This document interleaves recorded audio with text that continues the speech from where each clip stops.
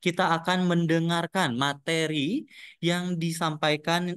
Kita lihat, oke, sudah ada pematerinya di sini. Kita akan mendengarkan materi yang akan disampaikan langsung oleh Ibu Rani Magani selaku Marketing Manager dari Dinei Hijab. Benar gak nih Bu bacanya? Dinei. Iya, betul, Dinai. Dinai. Oke, Dinai Dinai. Hijab. Selamat pagi Ibu Rani. Selamat pagi, Mas Faiz Sehat ya? Ibu Rani? Iya. Ya, selamat pagi. Baik, kalau begitu nampaknya seluruh peserta juga sudah penasaran nih kalau misalnya Ibu Rani sudah sempat scroll-scroll di chat tadi udah banyak cerita-cerita selama pandemi COVID-19. Mungkin dari cerita-cerita itu juga ada yang bisa Ibu Rani ambil nih untuk disampaikan ke Bapak Ibu. Tentunya Bapak Ibu di sini sudah tidak sabar untuk menggali berbagai ilmu yang nanti Ibu Rani akan sampaikan. Oleh karena itu, kepada Ibu Rani saya persilahkan. Ya, baik. Terima kasih Mas Faiz. Terima kasih juga kepada SBNPTB yang telah memberikan kesempatan kepada Dinai khususnya untuk sharing pengalaman bagaimana apa berjualan membangun bisnis bersama reseller gitu ya. Eh, Pertama-tama, Assalamualaikum warahmatullahi wabarakatuh, Bapak Ibu semua peserta ya peserta program pada pagi hari ini. Perkenalkan, saya Rani, saya manajer marketing dari Dinai. Saya bercerita sedikit, jadi saya itu berpengalaman 18 tahun di BUMN, lalu di tahun 2020 awal pandemi saya memutuskan untuk resign dan bergabung bersama Dinai. Jadi kurang lebih sudah hampir 4 tahun saya berkecimpung di Dinai. eh, dari awal banget pandemi. Jadi saya tahu banget pengalamannya gimana kita mengatasi bisnis ketika pandemi COVID-19 pada saat itu gitu ya. Baik, kita udah bisa langsung share materi ya Mas Faiz ya. Boleh ya? Baik. Boleh dipersilakan. Izin ya Bapak Ibu.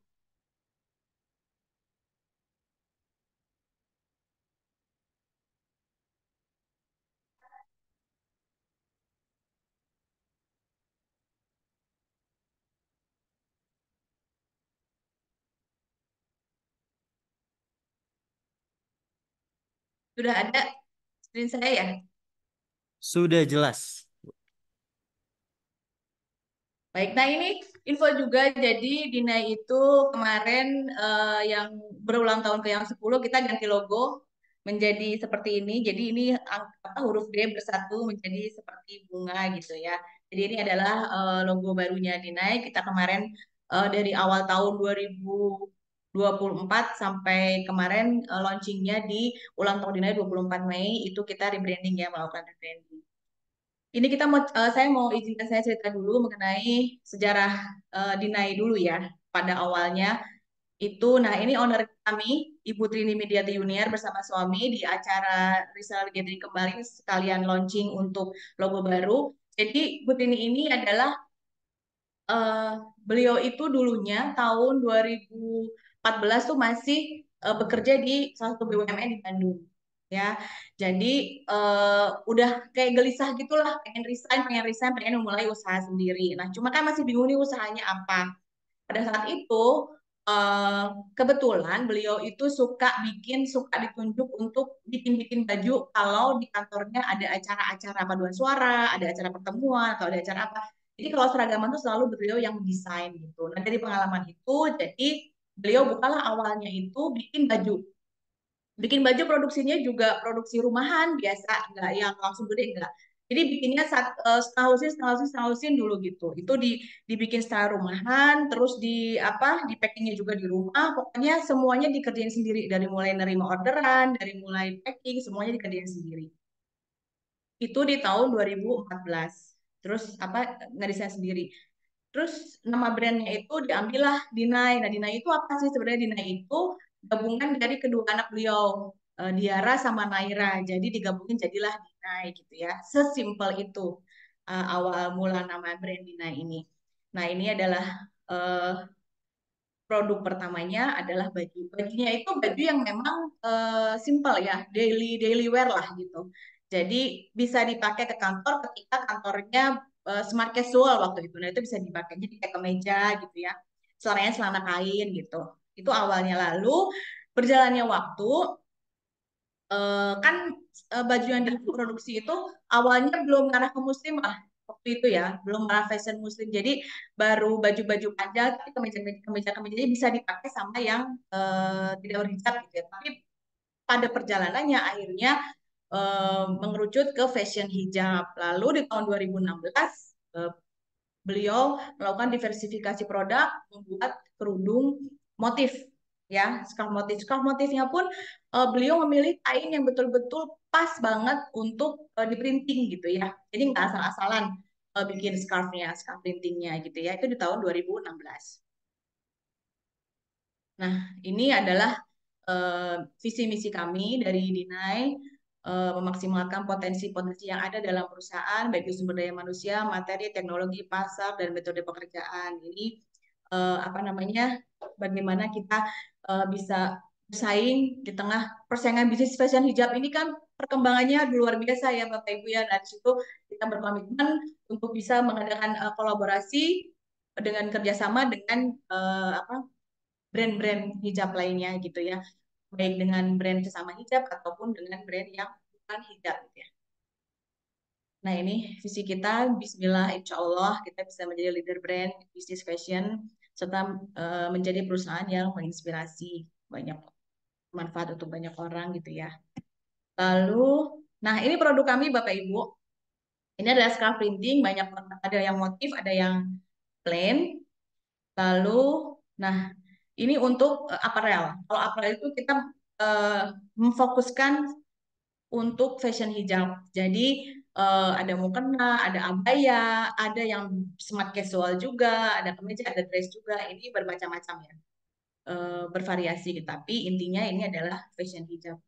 Lalu untuk aksesoris, kita juga ada bros, ada Al-Quran, ada inner bandana juga. Ini adalah salah satu apa namanya best seller kita juga, produk-produk aksesoris ini. Nah, selain itu kita juga, nah ini adalah eh, salah satu kiat ketika kita pandemi kemarin, bagaimana kita bisa melakukan kolaborasi dengan artis supaya ngehit ke penjualan.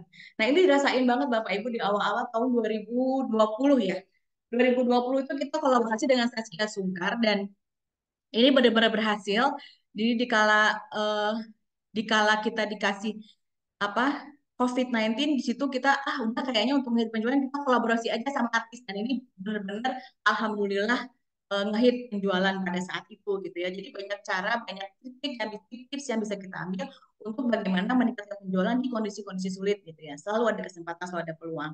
Satunya dengan Saskia Sungkar, lalu dengan Ibu Sonia Fatmala pada saat itu kita juga melakukan kolaborasi di tahun 2022 kalau nggak salah sama Ibu Sunya Fatmala. Lalu aduh sama siapa lagi nih ya ini masih COVID udah mulai dari agak-agak apa namanya agak-agak mengendor nih, udah mulai ada vaksin waktu itu, sudah mulai bisa agak bebas lah geraknya. Nah ini kita guide Alia Rohali waktu itu kita apa melakukan photoshootnya bisa ke Paris gitu ya karena udah longgar nih mulai longgar. Itu adalah eh, yang kita lakukan bagaimana untuk menghit penjualan pada saat itu kita harus tetap bisa jualan gitu ya. Nah, selain kita ada reseller juga, tidak menutup kemungkinan kita juga bisa membuka offline store juga, Bapak Ibu. Jadi kita ada offline store ada tiga, ada di Jalan Kembar. Ini pusatnya, head office kita ada di Jalan Kembar. Di bawah itu ada toko, di atas kantor. Jadi reseller-reseller juga kebanyakan belinya ke sini, karena di sini barangnya komplit gitu ya. Semua artikel insya Allah ada di sini di Jalan Kembar. Lalu di Bandung lagi itu kita ada di Night House di Jalan Taman Cempaka nomor 7. Nah, kalau di sini dia lebih buat ke retail ya. Jadi kalau belanja di sini tuh nyaman gitu. Jadi kita buat deko apa interiornya senyaman mungkin untuk berbelanja gitu. Lalu kita baru buka kemarin di awal tahun 2024 itu kita baru buka di mall di Bintaro ya di Exchange 2. Ini baru buka awal Maret. Nah, kalau ini apa ini sosmed kita ya, ada TikTok, ada Facebook, ada Instagram, tapi yang paling aktif sekarang Instagram sama TikTok ya Bapak Ibu, memang tidak bisa dipungkiri Instagram dan TikTok ini adalah yang kita bisa building branding kita itu di aplikasi dua ini, Instagram dan TikTok. Kalau Instagram alhamdulillah kita sudah apa namanya? Sudah jalan lama. Nah, ini yang kita sedang bangun adalah di TikTok gitu ya. Ini selain offline store tadi, kita juga punya online store, ada di Shopee, Tokopedia, TikTok, dan ada websitenya juga. Nah, ini dia Bapak Ibu, kita sampai saat ini kita kurang lebih udah 159 reseller bergabung dengan kami, ada seluruh Indonesia. Yang paling banyak memang masih di Pulau Jawa gitu ya. Kalau di luar negeri hanya di Taiwan, luar Pulau Jawa di Kalimantan. Seperti itu. Nah, awal mulanya kenapa sih akhirnya Ibu Trini berkeputusan untuk eh, distribusinya udah aja cara distribusinya satunya menjadi mengembangkan bisnis dengan reseller gitu ya. Jadi awalnya itu eh, beliau itu kan jualan itu ke teman-teman terdekat, saudara-saudara terdekat gitu ya, kerabat-kerabat, tetangga gitu. Tiba-tiba ya bismillah ya, mungkin memang sudah harusnya begitu gitu ya.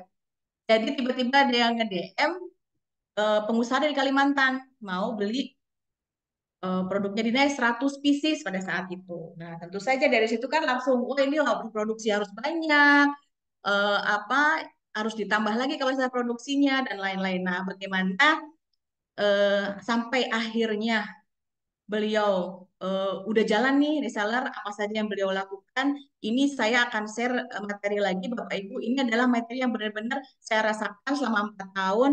Jadi memang ada teori ya sih, tapi ini yang saya sampaikan ini adalah benar-benar prakteknya gimana sih sebenarnya kita menghadapi reseller dan apa memutuskan untuk berbisnis dengan reseller tuh kayak apa sih gitu persiapannya, pendaftarannya. Nah, bisa saya sampaikan materi satu lagi ya Bapak Ibu izin. Nah, mengelola bisnis bersama reseller nih. Ini definisi reseller dulu aja ya. Reseller itu adalah orang yang beli produk dari berbagai pihak. Ini bisa dari berbagai macam brand yang kemudian dijual kembali untuk mendapatkan keuntungan dari hasil penjualan. Ini saya kutip dari artikel. Nah, lalu persiapan apa saja yang harus kita siapkan kalau kita mau berbisnis dengan reseller? Selain mental ya Bapak Ibu tentunya untuk menghadapi para reseller ini.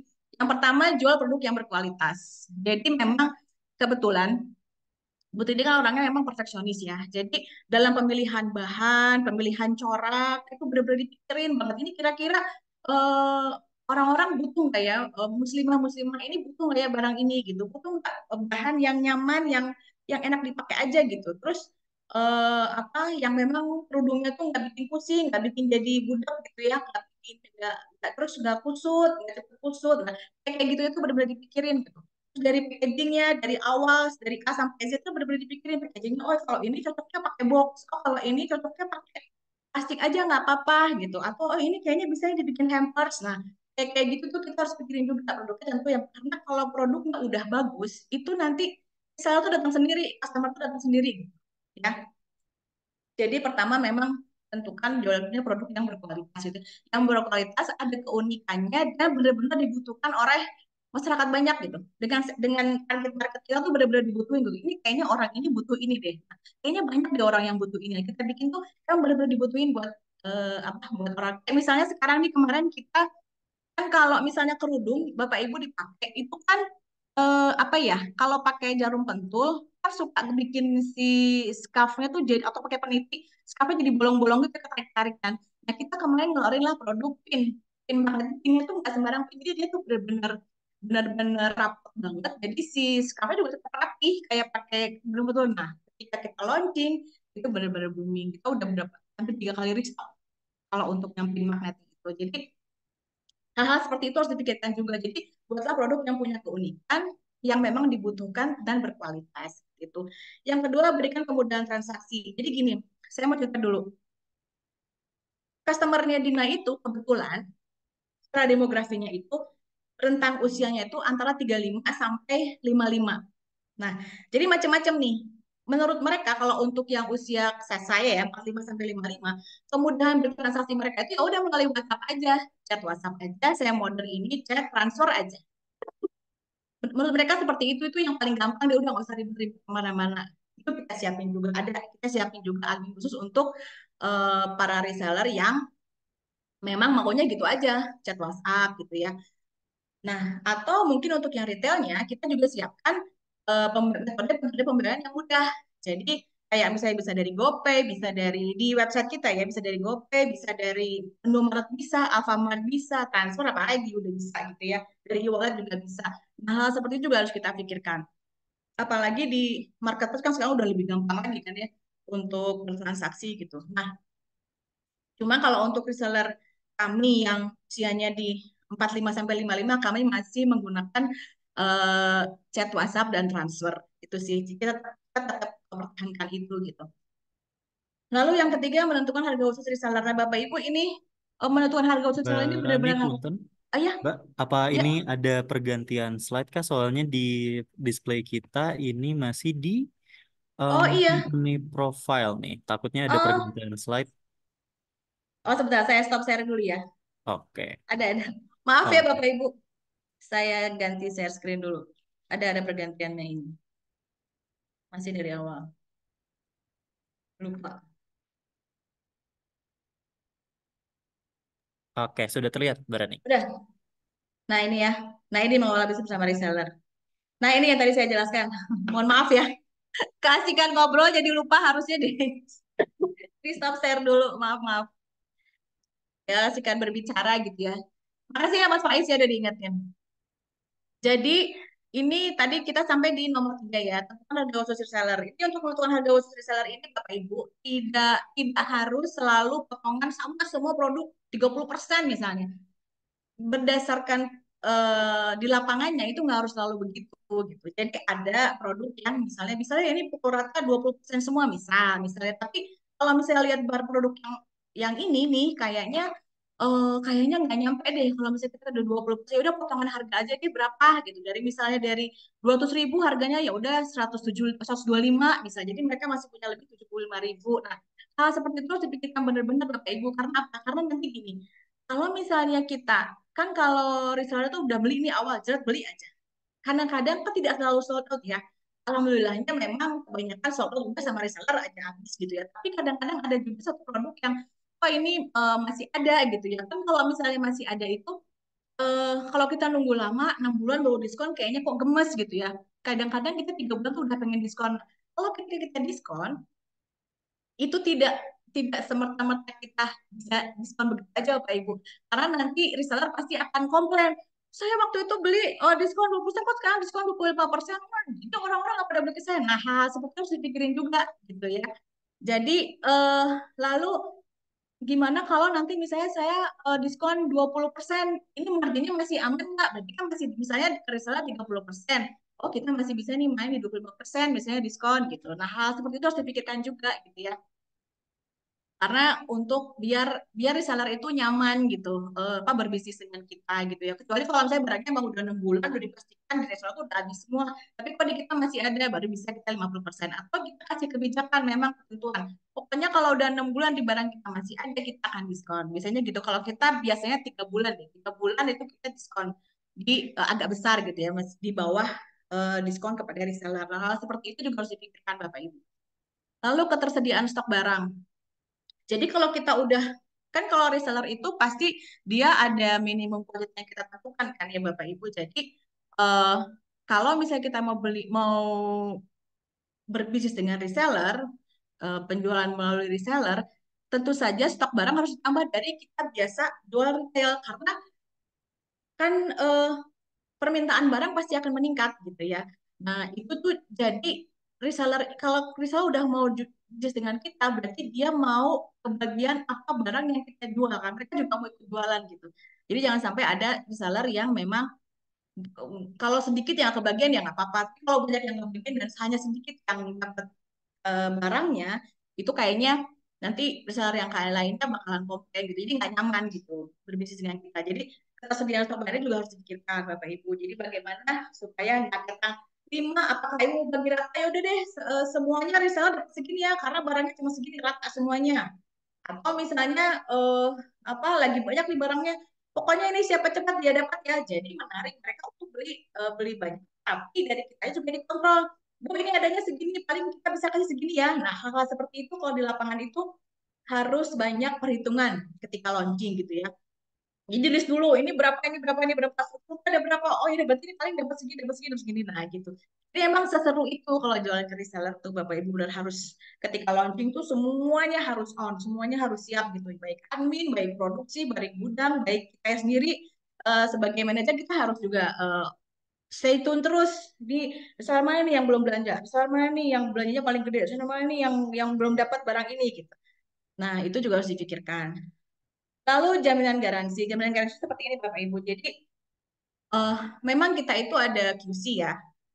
QC dari pabrik ada, gitu datang sama kita di QC juga. Tapi ketika jualan tetap aja ada yang loss gitu. Ada yang ketarik benang lah, ada yang apa kena pulpen, padahal kita nggak tahu itu pulpen apa ketaraknya di mana gitu ya.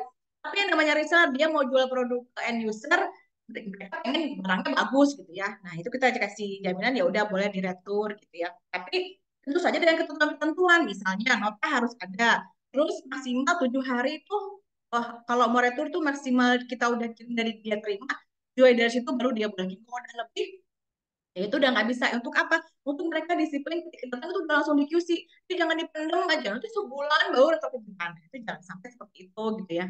Kita kasih jaminan garansi bakal diretur tapi pakai ketentuan juga, jadi biar mereka juga nggak seenaknya kalau retur gitu. Bapak ibu disiplin aja. Jadi apa namanya, reseller juga sibuk ya.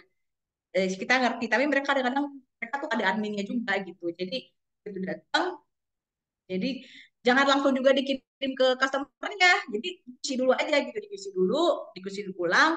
Kita kasih waktu 7 hari, baru dari situ kalau misalnya ada cacat atau ada kesalahan pengiriman baru bisa diretur seperti itu. Lalu menentukan ekspedisi yang tepat. Nah ini juga penting Bapak Ibu untuk menentukan ekspedisi ya.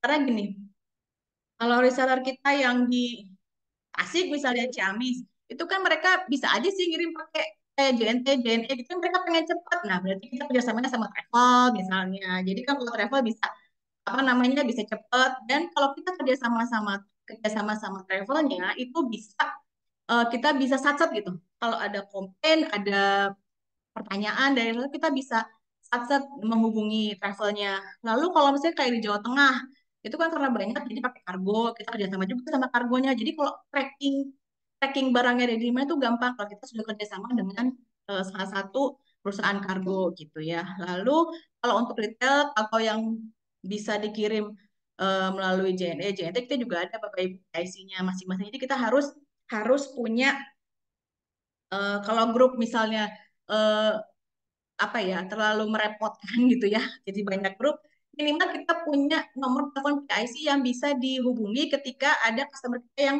menanyakan barang kita gitu. Apalagi resellernya kalau misalkan pengennya cepat gitu ya. Jadi kalau kargo, travel itu bisa dilacak bisa cepat kalau kita udah kerja sama dengan ekspedisinya gitu. Lalu materi promosi. Ini materi promosi penting banget Bapak Ibu. Jadi eh, yang ingin saya tekankan di sini, maksudnya diperhatikan lah ya, kan? Dia ingin Bapak Ibu perhatikan. Kalau misalnya bikin konten foto misalnya atau video, usahakan selalu ada watermark brand kita. Karena kalau kita misalnya kita posting foto di platform kita, orang-orang udah pada tahu oh itu Dinai gitu ya. Tapi kalau kita berikan konten materi ke reseller, kita nggak tahu itu foto berjalan kemana-mana. Itu kan liar, mereka postingnya di marketplace mereka, di Instagram mereka. Jadi wajib ada watermark brand kita. Jadi orang tahu oh ini produk ini. Karena kan mereka produknya banyak. Jadi jangan lupa setiap kita kasih foto atau gambar, sertakan watermark brand kita ya di foto di materi kontennya. Lalu untuk materi-materi promosi ini tidak hanya tidak tidak selalu berupa foto Bapak Ibu, foto video gitu ya. Kita juga bisa pakai storytelling. Misalnya apa awal mula, oh kalau misalnya ini lagi apa cuaca lagi panas-panas banget nih, kayaknya enak kalau pakai kemeja. Yang pemilihan pemilihan outfit juga ngaruh untuk pemilihan outfit kita gitu ya. Jadi enaknya pakai kemeja yang bahannya tuh nyaman banget, bahan berbahan dasar katun. Nah seperti itu tuh juga bisa kita jadikan sebagai materi promosi. Kalau misalnya ini kepepet, aduh fotonya nih adanya nanti siang, nanti sore, aduh aku harus posting apa nih di ke reseller, ya udah storytelling aja dulu. Nah nanti tunggu ya produk ini, bikin mereka penasaran dulu gitu. Sini yang mau dirilis gitu. Nah hal-hal seperti itu juga harus dipikirkan. Jadi setiap apapun yang akan kita jual, kita harus ada materi promosinya gitu ya, harus dibuat mau konten mau foto. Nah lalu kayak Sabtu Minggu nih misalnya. Sebaiknya ya. Sebaiknya kita juga ada share kayak video karena kan kalau orang-orang di rumah itu kan pasti scroll status WhatsApp atau Instagram itu soalnya mereka senang ya. Nah, itulah kesempatan kita untuk apa namanya mengirim nih Bapak Ibu silahkan share ada video nih ada foto ini silahkan nah ini artikelnya ini ya udah jelaskan ininya size chartnya harganya dari saya diingetin lagi karena mereka pasti nggak save itu ini kebetulan kami kan misalnya misalnya organik ya jadi eh, usia mama 4555 itu kan pengennya gampang aja gitu nah kita beri kemudahan kepada mereka gitu ya. Lalu alat komunikasi ini sampai sejauh ini memang alat komunikasi yang paling efektif yang masih kami pilih adalah chat WA group ya masih seperti itu karena fitur-fiturnya juga udah banyak ada polling udah ada lalu kita bisa share apa aja juga di situ masih cukup lah untuk reseller-nya pada saat ini gitu ya. Jadi kadang kalau misalnya hari ini nggak ada materi ini apa, jadi kita bisa pooling di situ. Misalnya sekarang yang lagi ngehits scarf polos. Nah, Bapak Ibu scarf polos apa yang kira-kira laku di pasaran saat ini? Misalnya warna apa, warna apa, warna apa. Bisa pooling di situ. Nah, jadi kita nanti bisa restock untuk warna yang diinginkan. Hal seperti itu tuh juga apa namanya penting gitu ya disampaikan kepada reseller kita gitu. Jadi kalau alat komunikasi ini bebas ya Bapak Ibu mau lewat Telegram kah, mau lewat WhatsApp kah, atau cukup saya mah posting di Instagram aja itu sih bebas. Kalau kami di sini yang masih aktif adalah chat WA group. Jadi kalau chat WA group itu kadang-kadang eh, chatnya dimatiin sama jadi hanya admin yang bisa posting itu ketika launching jadi biar nggak apa biar nggak ketutup gitu sama chat. Tapi ada juga kadang-kadang dibuka kalau dibuka kita sharing misalnya ini minggu ini produk yang paling hits apa gitu ajak mereka selalu berkomunikasi dengan kita supaya lebih dekat lagi gitu enak kan kalau misalnya komunikasi dua arah itu jadi biar mereka tuh inget terus oh iya gue tuh reseller Dinai juga gitu ya jadi kita ingetin terus tiap hari tuh kita harus ada postingan lah di grup itu jangan biarkan grup itu sepi ya grup grup kita berkomunikasi dengan reseller itu harus selalu hidup gitu tiap harinya. Lalu buku panduan reseller. Nah, ini penting juga ya Bapak Ibu buku panduan reseller ini dibuat. Jadi mereka tuh tahu do and don'ts-nya eh, sebagai reseller denda itu apa gitu ya. Jadi eh, apa mereka tahu bagaimana kita berjualan menjadi reseller seperti itu. Itu adalah persiapannya. Lalu kira-kira apa sih kenapa kok akhirnya Ibu memilih berbisnis dengan reseller? Nah, yang pertama ini memperluas jangkauan pasarnya tentu saja ya Bapak Ibu ya. Jadi kan akhirnya kita bisa eh, produk kita tuh bisa nyampe ke Taiwan karena ada reseller kita di sana gitu ya. Jadi sampai ke Kalimantan juga kita ada reseller di sana. Lalu sampai ke Jawa Timur, ke Jawa Barat. Nah, itu sudah pasti ya memperluas jangkauan pasar itu sudah saya rasa sudah cukup jelas. Lalu meningkatkan penjualan. Ini juga apa juga memang ya kalau kita jual sama restoran pasti otomatis meningkatkan penjualan karena seperti yang tadi saya ceritakan awalnya Booth ini hanya bikin untuk keluarga-keluarga terdekat tiba-tiba ada permintaan dari Kalimantan 100 pieces. Nah, jadi kan tentu saja itu penjualannya meningkat gitu ya. Saya rasa ini sudah cukup jelas. Lalu kita sebagai produsen kalau kita berjualan sama reseller bisa lebih fokus dalam pengembangan produk Bapak Ibu. Jadi kasarnya gila ya tetap marketing juga tetap harus ada tapi kasarnya gini kayaknya kalau jual mah udah sama reseller aja gitu maksudnya ya reseller mah udah lebih jago mereka tahu gimana cara jual produk kita nah, kita sebagai produsen kita bisa lebih fokus lagi ini kayaknya produk ini kurang ini deh ini kayak tadi akhirnya oh ini kalau pakai jarum pentul suka sobek kayak apa ya oh pakai magnet aja tapi yang rapat banget gitu yang magnetnya kuat hal seperti itu kita bisa lebih fokus dalam mengembangkan produk kita gitu.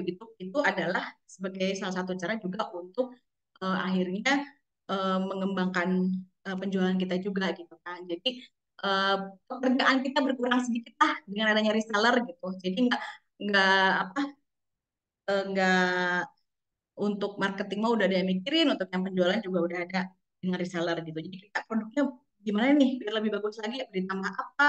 Nah, ini kayaknya lucu kalau ditambahin ini, nah gitu ya. Yang keempat, menghemat biaya operasional ini sudah jelas. Kayak misalnya gini, saya tuh pengen ada customer di Tasik, udah saya buka toko di Tasik misalnya gitu ya. Kalau buka toko kan belum sewa gedung, ya kan? Belum bayar pegawainya nanti. Terus biaya operasionalnya kayak listrik, air, bayar kayak gitu juga. kan itu biaya lagi ya buat kita. Sementara kalau misalnya dengan reseller ya udah reseller aja yang jualan gitu ya. Tapi nah itu dia nanti ada kekurangannya. Kalau misalnya kita apa memberikan kepercayaan kepada reseller untuk berjualan, makanya kita ada buku panduan tadi do and don'ts-nya gimana jangan sampai apa merusak pasaran dinai gitu kan, merusak harga misalnya. Nah, kayak gitu juga harus dipikirin gitu ya. Lalu brand awareness tadi yang saya bilang. Kalau misalnya kita bikin konten promo kita itu ada brand kitanya, itu kan dia kemana-mana tuh larinya. Nah, itu juga bisa meningkatkan brand awareness gitu kan. Oh, itu Dinai, ini Dinai. Oh, ini Dinai gitu kayak kayak gitu. Itu adalah salah satu keuntungannya kenapa kita lebih dengan reseller kan resellernya banyak. Jadi terus brand kita ada di mana-mana gitu kan. Jadi itu bisa meningkatkan brand awareness juga. Memperluas networking jelas ya. Jadi kita tuh sudah punya komunitas sendiri, sudah punya jaringan komunitas sendiri. Jadi kalau nambah lagi misalnya di Riau nanti insya Allah di Palembang, jadi kan jaringan komunitas dinanya lebih luas lagi gitu. Itu beberapa keuntungan yang kami rasakan, yang saya, terutama saya yang selama ini mengelola reseller, yang kami rasakan keuntungannya adalah itu dibanding kita jualan retail. Tapi kita tetap ada retail, tidak melupakan retail juga. Tapi memang saat ini kita fokusnya lebih banyak berjualan untuk reseller gitu. Nah, ini adalah kelemahannya. Kurang fleksibel dalam untuk harga promo yang tadi saya bilang, Bapak Ibu. Duh, nanti kalau saya diskon 30%, resellernya komplain nggak ya gitu. Karena diskon berapapun pasti reseller tuh ada aja yang, aduh kok udah diskon lagi ya gini. Nah, hal seperti itu, jadi kalau misalnya kita jual di berapa, saya mau jual berapapun, harga promo berapapun bebas gitu ya. Tapi kalau sama reseller, kita harus pikirin juga bisnis mereka gitu. Nggak bisa kita begitu baru launching, sebulan kemudian diskon 30%. Nggak bisa gitu ya. Sulit ya. Jadi berharapnya ya alhamdulillahnya selama ini ya udah bisa aja sama reseller jualan sama kita juga habis gitu ya. Bisa diserap gitu, habis serap. Nah, tapi kadang-kadang ada aja gitu produk yang penyerapannya lambat gitu ya. Nah, itu kalau misalnya langsung didiskon dalam waktu 2 bulan, sebulan itu eh, reseller pasti akan komplain gitu ya. Jadi kita juga harus memaintain hal itu gitu. Apa memaintain bisnis mereka juga gitu ya. Jadi kami itu menetapkan kebijakan 3 bulan lah maksimal, setelah 3 bulan kita baru bisa bermain di harga promo gitu. Dengan asumsi barang kita dari seller udah kejual semua dan di kita juga udah broken size, udah broken warna juga gitu. Nah ini persaingan harga antar sama reseller ini yang paling sangat kita rasakan kalau kita berbisnis dengan reseller. Misalnya gini, harga kita, harga retail kita itu kan di 200 misalnya nih ya. Nah, lalu reseller kita kasih misalnya harganya 150 misal ya. Nah, mereka punya margin 50.000. Nah, mereka ini ada lagi reseller yang sub reseller. Mereka ada lagi nih sub resellernya. Nah, mereka itu jualnya bisa di 160 misalnya. Jadi mereka cuma punya margin 10.000. Tapi karena kuantitinya banyak, oke lah. Mereka jual. Tapi itu secara offline ya. Maksudnya offline tuh gini. Jadi tidak terang-terangan di marketplace gitu. Ada lagi reseller yang kan kita tuh sudah menghimbau yang tadi bagian dari do and don'ts agar setiap reseller mempertahankan apa menjual harga di marketplace itu sesuai dengan harga dinai misalnya. Kalau dinai 200 ya 200 aja di retail gitu ya. Nah, ini ada nih kadang-kadang reseller yang ah mungkin memang butuh quantity kali ya. Jadi tiba-tiba diskon aja di marketplace. Jadi otomatis apa semuanya beli ke dia dengan angka seperti itu. Nah, seperti itu yang akhirnya harga di pasarannya tuh jadi pebanting-banting harga. Gitu. Nah, itu juga harus diantisipasi oleh kita. Jadi bagaimana kita harus menyikapi risalah nggak banyak sih, tapi ada aja gitu yang rusak gitu. Bagaimana sikap kita menyikapi hal itu, apakah berbicara secara pribadi dengan resellernya baik-baik, atau himbau lagi di grup agar mempertahankan harga retail di harga eh, sesuai dengan yang sudah ditetapkan di Dina seperti itu.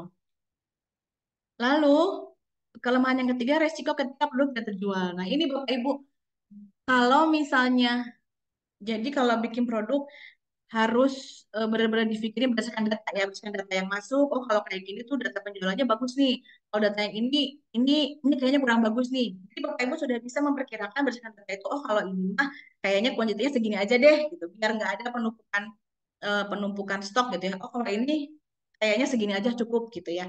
Jadi ada kalanya produk itu numpuk gitu. Nah, itu harus bisa kalau kita sudah terbiasa melihat produk ini, jualan ini berdasarkan data, itu kita sudah bisa memprediksi sebelumnya. Oh, kalau yang sprinting ini mah udah aja segini cukup. Nah, kita sudah bisa memperkirakan seperti itu, Bapak Ibu. Jadi untuk menghindari resiko penumpukan barang ya, itu dengan berjalannya waktu kita sudah bisa memperkirakan itu.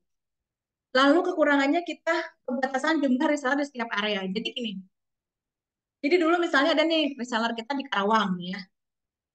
Karawang itu kan menurut kita hanya dengan 2 reseller, dengan penjualan retailnya masih banyak, itu tuh masih ada potensi untuk nambah reseller lagi. Tapi baru nambah satu aja, ini reseller yang awal tuh udah komplainnya luar biasa. Kenapa kok ini ada reseller lagi ini wah gitulah. Ya Bapak Ibu mungkin paham juga ya. Jadi kan nambah saingan gitu ya. Nah, jadi kita juga tidak bisa serta-merta mengepruh semua usulan reseller dari satu daerah gitu. Jadi kita harus membatasi, oh ini mah kayaknya 5 aja cukup karena sesuai dengan areanya dan dari data hasil penjualan retailnya pun segitu juga udah cukup. Nah, kayak hal seperti itu juga harus difikirkan Bapak Ibu. Jadi tidak serta-merta semua ajuan kita terima karena kasihan resellernya juga nanti dia jadi banyak saingan jadi malas udah banyak yang jualan dinaik gitu. Jadi kadang-kadang apa ya? Kadang-kadang rasa penasaran untuk customer beli pakai effort tuh kadang-kadang ya ada juga efeknya gitu. Jadi jangan terlalu apa ya, jangan terlalu memudahkan untuk, tapi tidak ditolak juga. Jadi kalau selama ini kita kalau misalnya ada daftar dari sana, oh dari sana di kota ini udah banyak, kita kasih waiting list. Karena gini, nanti kan ada ketentuan nih. Nanti di bab selanjutnya memang dibahas, tapi nggak apa saya bahas dulu.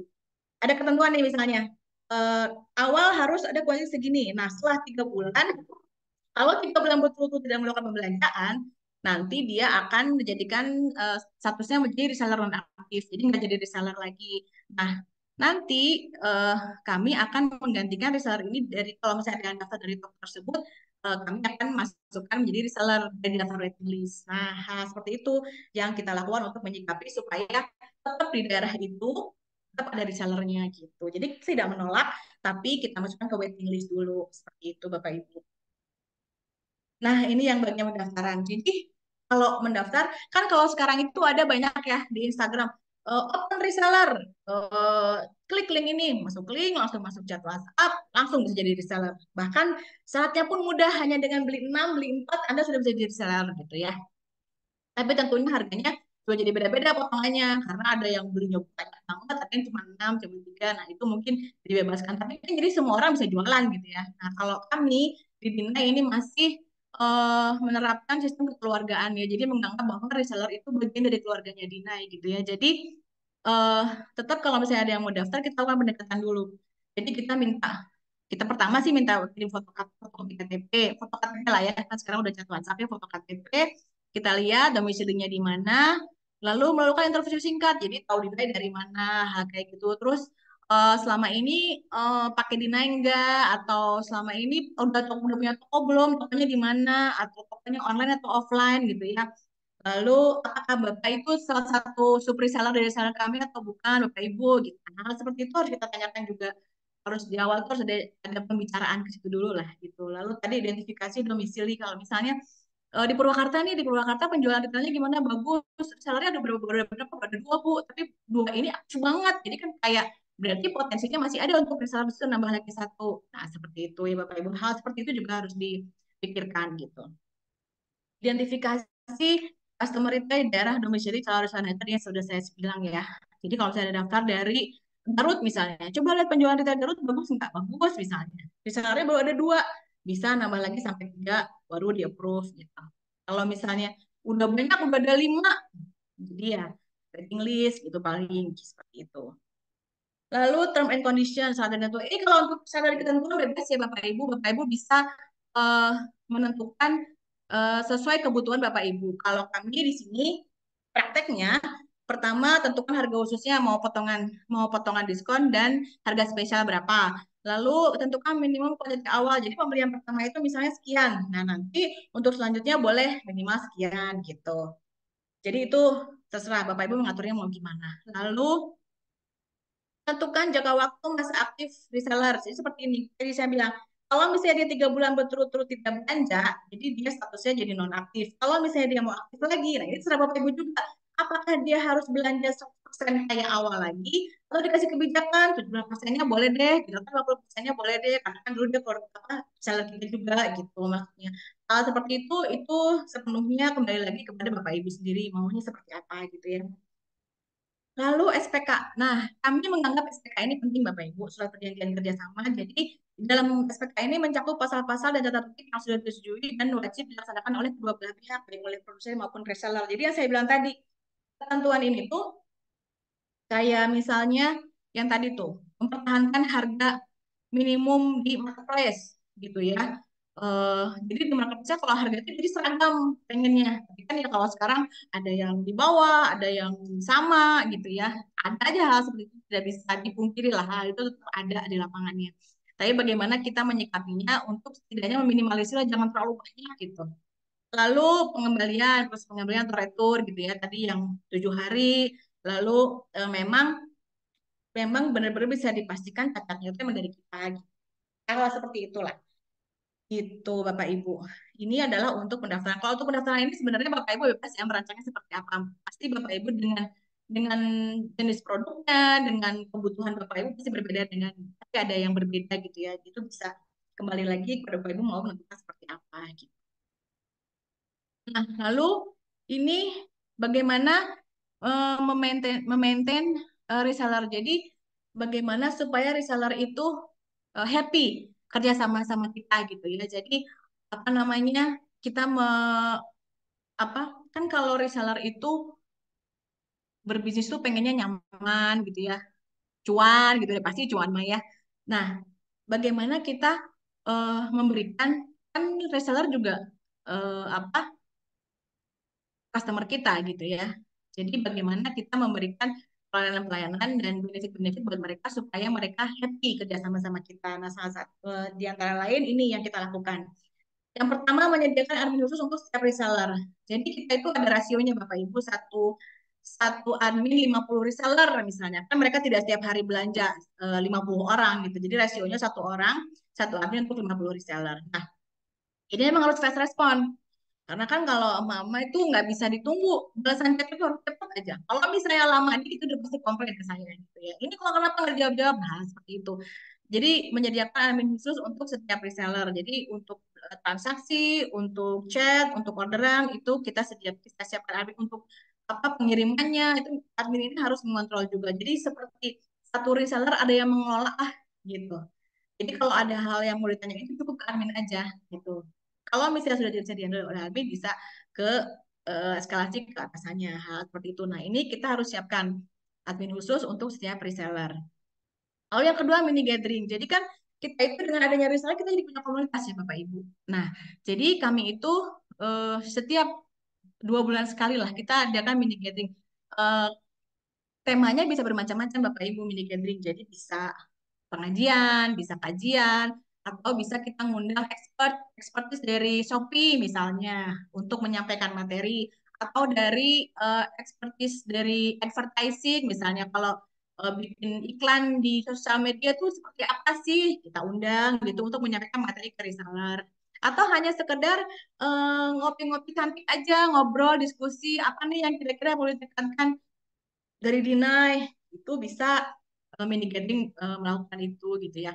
Bisa lah itu mah dikemas gimana Bapak Ibu untuk apa supaya si mini gathering ini bermanfaat gitu. Baik buat kita juga buat reseller juga gitu ya. Lalu yang ketiga kita setiap 1 tahun sekali kita mengadakan reseller gathering ya. Jadi kalau reseller gathering itu cakupannya lebih lebih luas lagi. Jadi kita bikin suatu event yang dimana di situ tuh ada door prize, ada awarding, ada bintang tamu, ada fashion show. Pokoknya kita bikin event yang bisa bikin reseller itu happy aja di situ seharian gitu ya. Ada games, apa, ada activity juga gitu. Nah itu kita buat 1 tahun sekali. Jadi awarding itu adalah kita berikan reward bisa berupa jalan-jalan ke luar negeri pakai wisata gitu ya, atau berupa emas atau uang tunai. Nah, yang terakhir kemarin kita berikan adalah dinar. Jadi pengen ada yang unik lah, sesuatu yang unik. Jadi kita kemarin terakhir tanggal 29 Mei kita berikan, kita adakan reseller gathering dengan memberikan reward kepada reseller itu hasil eh, dari hasil penjualan mereka di tahun 2023. Itu serah Bapak Ibu yang memberikan bonusnya berupa apa. Bisa setahun diakumulasi terus kasih aja berapa persen gitu. Bisa begitu atau bisa juga gini, misalnya setiap pembelian yang mencapai, setiap dia melakukan pembelian misalnya mencapai sekian bisa dikasih emas. Jadi hadiahnya langsung pada saat beli. Kalau mencapai jumlah tertentu, tapi jadi setiap tahun nggak usah ngadain reward lagi karena kan udah reward belanja. Nah itu sih apa, hal-hal seperti itu bisa ditentukan oleh Bapak Ibu sendiri maunya milih yang mana gitu, enaknya yang mana.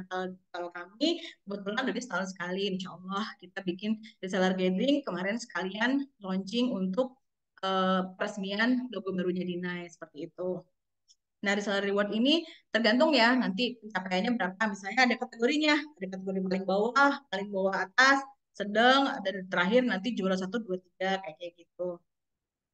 Lalu ada promo khusus di waktu tertentu, misalnya hari Kartini kan kebenaran reseller Dina itu dari 159, itu laki-lakinya cuma tiga, berarti kan banyaknya perempuan nih misalnya. Jadi misalnya pas hari ibu misalnya, kita kasihlah promo khusus untuk reseller, misalnya biasanya potongan harganya 20.000, kita tambahin jadi 20, jadi 30.000, tapi hari ini sama besok aja ya, gitu, pas hari ibu aja, gitu, misalnya sekali seperti itu. Atau misalnya kita, ini barang udah broken size nih, udah broken warna, kita mau sell 30% misalnya di toko offline.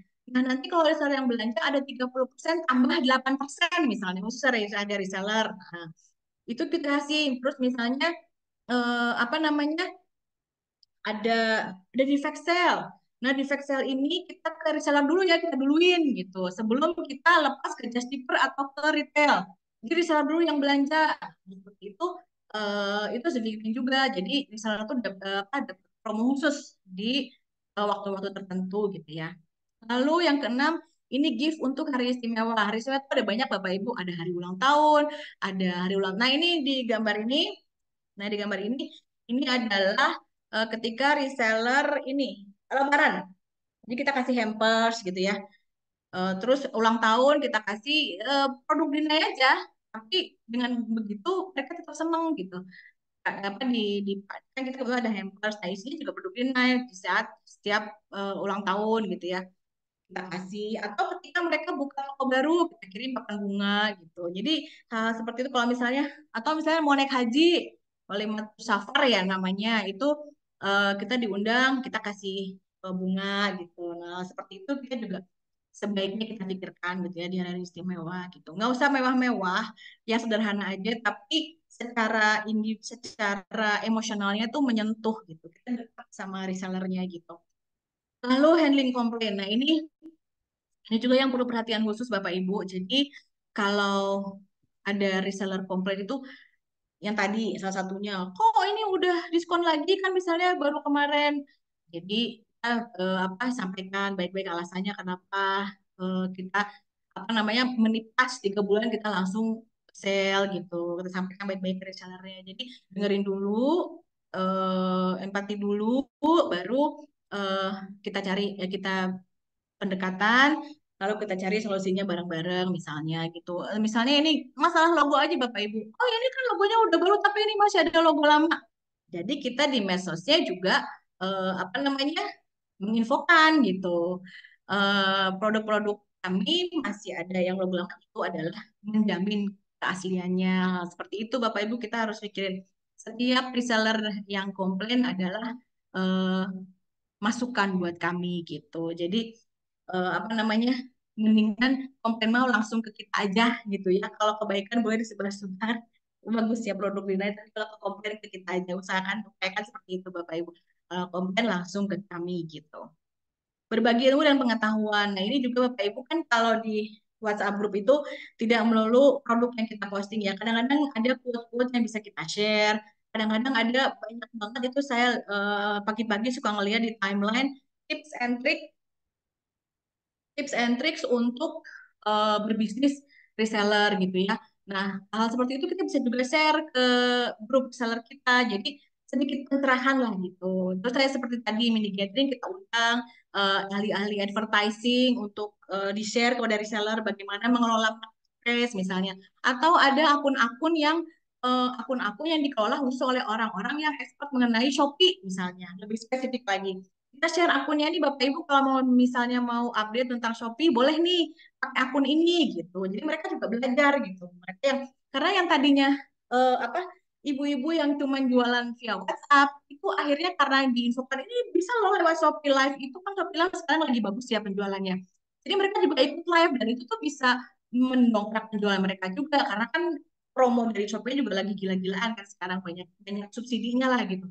Nah, itu juga bisa mendongkrak mereka kita kasih info gitu. Tapi kan sekarang lagi mau cobain live gitu. Jadi yang awalnya introvert banget mereka mau nggak mau untuk mendongkrak penjualannya jadi rajin, jadi aktif live, jadi apa harus bikin video gitu ya karena ya buat kebutuhan mereka juga jadi kita harus sering-sering info lah berbagi ilmu dan pengetahuan lah karena kalau kita infoin kan akhirnya mereka beli produk kita juga jadi akhirnya itu ngefek juga ke kita gitu jadi kalau ada ilmu apapun share lah ke reseller kita gitu lalu mengelola database dengan baik ini udah jelas ya jadi siapa aja nih reseller jadi di kita itu ada database reseller ada juga database customer retail jadi eh, itu harus dikelola dengan baik apa jadi kita tahu hmm, apa saja yang digemari, lalu apa saja hari istimewa, apa saja yang harus dilakukan untuk apa batas-batas usia tertentu customer kita gitu. Secara demografik kita ada datanya gitu. Jadi itu kita kelola dengan baik. Trafficnya pun harus kita pikirkan baik-baik, Bapak Ibu. Gimana kita dapat data di sini kita nambah setiap harinya, nambah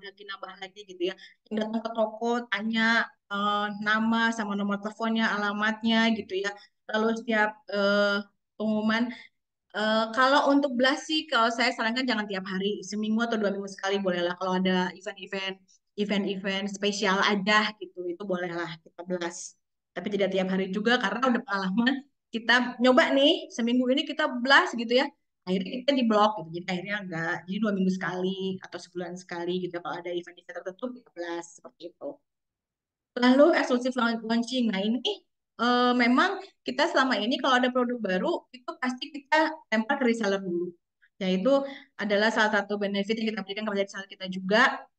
Jadi sebelum ke retail kita lempar dulu ke reseller. Jadi eh, mereka tuh apa ya merasa didahulukan gitu. Jadi selalu libatkan reseller dalam setiap kegiatan kita. Jadi mereka tuh merasa apa ya merasa dihargai, merasa seneng gitu. Jadi oh Dina itu apa ya deket gitu sama resellernya, hal seperti itulah.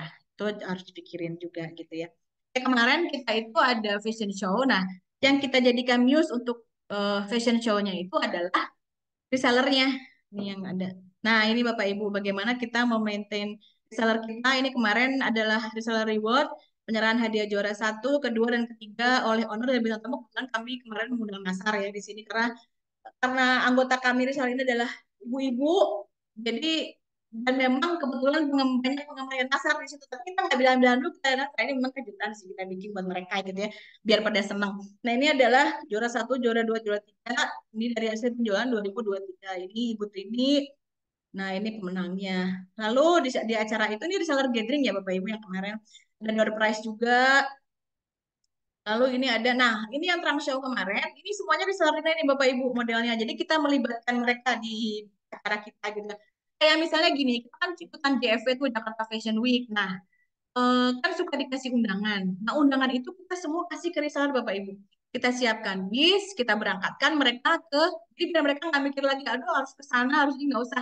Kita siapin apa namanya kendaraan khusus untuk mereka, yuk berangkat nonton, ikut di eventnya Jakarta Fashion Week pas Dinai tampil, jadi seru gitu acaranya. Jadi libatkan terus reseller di setiap event Dinai gitu. Kalau misalnya ada launching, kita ada activity offline, misalnya di Dinai House, kita undang resellernya gitu. Jadi hal seperti itu Bapak Ibu supaya mereka happy bisnis sama kita gitu ya. Nah ini berbagi ilmu pengetahuan kita kemarin ngundang ini ahli personal color. Jadi kita tuh dia bisa melihat auranya kita cocoknya pakai warna apa, kalau pakai baju mix and match seperti apa. Nah ini kita juga sampaikan di acara kemarin. Jadi dalam rangka berbagi ilmu dan pengetahuan. Lalu, nah ini kita menghibur ya, biar mereka happy sampai malam karena acaranya dari siang jadi akhirnya biar happy kita undang bintang tamu. Nah, seperti itu Bapak Ibu, kurang lebih apa materi yang saya sampaikan. Mudah-mudahan bermanfaat ya. Jadi apa namanya, benar-benar reseller itu harus eh, kita perlakukan secara kekeluargaan gitu. Ya, jadi biar mereka happy bisnisnya sama kita, happy jualan barang kita gitu. Walaupun ada aja gitu ya reseller yang gemesin gitu, tapi ya nggak apa-apa, kita harus harus ya kita sebagai penjual mah tetap harus ramah, harus mau menampung keluh kesah mereka gitu dan ada solusinya. Seperti itu Bapak Ibu, Mas Faiz, itu yang saya sampaikan. Mudah-mudahan bermanfaat ya Bapak Ibu. Ini benar-benar praktek yang selama ini saya melihat Ibu dan tim semuanya bekerja gitu, berbisnis dengan reseller gitu ya. Oke, Itu terima Mas Faiz. kasih nih Mbak Rani. Mbak Rani, tadi Ya. materinya kalau tadi aku lihat di chat ada keren banget ilmunya daging nih bahasa gaulnya Wah, daging Masya gitu Allah, ilmunya. Alhamdulillah, oh, Alhamdulillah ya, saya juga suka gitu kalau Oh, lihat ada materi, oh pengennya dagingnya nih, saya pengennya ini benar-benar ini kalau gini, kalau praktek di lapangan, Alhamdulillah, Masya Allah. Terima kasih, terima kasih. oke, nih Mbak Rani kebetulan pertanyaannya udah numpuk banget bahkan kalau Oh misalnya ini iya. di Aduh, kolom mudah-mudahan saya Q&A. bisa jawab ya, Bismillah. Kita ada waktu lumayan Mudah-mudahan. panjang nih untuk sesi tanya jawab. Jadi aku izin mengingatkan juga boleh buat Bapak Ibu. Silakan jika ada pertanyaan, saya minta izin untuk silakan Bapak Ibu bisa mengisi di bagian Q&A, Q&A. Itu bisa diisi di sana pertanyaannya agar tidak tenggelam dengan chat ya, karena di kolom chat ini juga bergabung dengan chat, jadi biar bisa terbaca nih semuanya. Oke. Saya coba izin baca satu persatu. Semoga semua pertanyaan bisa terjawab ya. Di sela waktu kita punya 30 menit kurang lebih untuk sesi tanya jawab. Yang pertama, ini ada pertanyaan dari Bintang. Saya mau tanya tentang Dinai. Gimana step by step untuk bisa berkolaborasi dengan selebritis nih, Mbak katanya. Misalnya Oh, dengan oke. Alia Rohali, Sonya Patmala. Boleh di-share poin-poin kerjasama apa aja, berapa jumlah Nah, uang yang Dinai keluarkan untuk bekerja sama dengan selebritis tersebut. Karena ini bisa jadi pengetahuan bagi pelaku UMKM ya tentunya mungkin kalau pelaku UMKM belum kebayang sih Mbak kali ya buat pelaku UMKM gimana sih step by step terus apa sih yang harus dilakukan ketika berkolaborasi dengan artis gitu. Silakan Mbak Rani. oke, baik. Jadi gini, kalau berkolaborasi dengan artis, awalnya itu memang, ya ini mah bismillah kali ya. Jadi kita itu semangat, selalu mencoba, selalu ingin berjuang men. Tapi memang waktu itu karena Dinai udah udah ada nama lah di Bandung mah gitu ya, brand Dinai gitu. Lalu sebenarnya awalnya ya DM aja owner kita ke Saskia Sungkar, ya kan? DM saya Trini, saya ownernya Dinai gitu. Memang memang brand personal branding dari si pemilik usaha ini penting banget Bapak Ibu, kan ke Bapak Ibu sih semua pengusaha ya. Jadi memang harus personal branding, mau nggak mau Ibu Bapak Ibu harus lakukan itu gitu. Jadi biar kalau misalnya lagi berkembang sedikit produknya nih, Bapak Ibu tuh kalau misalnya mau ya kayak gini misalnya DM gitu artis siapa aja, ini saya dari Trini misalnya, beliau memang begitu, saya Trini dari Dinai mau kolaborasi sama kayak itu, memang nggak langsung dijawab juga, enggak gitu ya. Jadi ada prosesnya gitu kan, sekarang udah mudah tuh apa DM artis gitu ya. Nah, nanti nanti lama-lama pasti akan dijawab juga, mereka tuh pasti akan stalking juga, oh Dina itu apa sih, pasti ada Instagramnya kan, oh ini itu siapa sih, mereka pasti akan gitu. Nanti mereka pasti akan respon, oh ternyata ini Dina, ini butuh itu ini. Nah, nanti mereka respon, tapi yang respon juga pasti nanti hubungi manajer saya aja. Nah, kebetulan pada saat itu manajernya ini tuh apa pakai semangat juga. Jadi langsung dihubungi tuh manajernya, wah intens gitu, apa ngobrol-ngobrol, jadi rencananya begini, photoshoot apa segala macam. Nanti muncul tuh dari manajernya harga di situ. Itu konfidensial kalau harganya Bapak Ibu, karena pasti nanti mereka pasti akan info ke Bapak Ibu kalau manajernya sudah jawab. Jadi pokoknya jangan patah semangat untuk apa? Jadi Bapak Ibu harus pede dengan produk Bapak Ibu juga gitu. Jadi gimana kita mau jual kalau kita nggak pede sama barang kita gitu ya. Kayak saya ini, saya karena saya kerja di Dina ya, saya pakai bajunya Dina, pakai scarfnya Dina gitu ya. Kebanyakan gitu ya. Kadang-kadang ada juga pakai brand lain, tapi kebanyakan produk saya yang pakai saya Dina. Jadi personal branding itu perlu gitu. Jadi Jadi seperti itu Bapak Ibu, nanti manajernya pasti akan balas, dari Bu juga nanti akan tektokannya sama manajernya atau sama asisten gitu. Nanti berkembang dari situ, meeting timnya Dina dengan timnya si artis, meeting mau gimana nih, mau di mana, mau berapa lama produksinya. Terus produksinya nih misalnya kita bikin produk yang baru misalnya, atau yang udah ada udah jadiin jadiin brandnya seperti itu banyak banget apa macamnya gitu, caranya. Jadi pokoknya jangan patah semangat aja untuk menghubungi si artis dan harus pede sama produknya ya Bapak Ibu, kan personal branding itu perlu, personal branding itu perlu banget. Jadi harus inilah ya, rada-rada mejeng di Instagram gitu lah, biar dikenal gitu ya, selain produknya personal brandingnya juga harus dibikin gitu. Itu sih Mas Faiz menurut Oke. saya ya. Harus dimulai dulu ya, mungkin Iya, basicnya ya harus mulai harus dulu, mulai jangan dulu. takut Jadi duluan gitu. kadang-kadang, aduh masih oh, udah jadi Assalamualaikum, perkenalkan saya Rani, saya manajer marketing Dinai, dari berbagai macam, emang itu cuma satu kolaborasi, kita dapat banyak, kebetulan yang dibalas ini gitu. Ya yang penting ikhtiar dulu gitu Bapak Ibu. Nah, kalau Sonya Fatmala ya Ali kan kebetulan, memang kebetulan beliau sudah apa ya, ya sudah ada nama lah gitu ya. Jadi sudah ada kolaborasi, sudah misalnya kenal dari sini, akhirnya collab. Ternyata temennya ibu itu pernah juga sama Ali Ali, akhirnya collab. Dari awalnya situ, DM aja nggak apa-apa Bapak Ibu. Gitu. Dari sekian DM pasti akan ada yang dibalas gitu. Ya, Oke. tapi itu punya jangan patah semangat. Oke, semoga menjawab ya, Semoga eh, menjawab. Bintang. Oke, lanjut kita ke ini Mas Heri Widayat Moko. Berapa standar sharing fee ke reseller dan kira-kira apa faktor-faktor yang membuat reseller menurun semangatnya ataupun penjualannya, Kak? Itu. Kalau margin itu sih tergantung lagi ya, karena kan HPP masing-masing produk itu berbeda.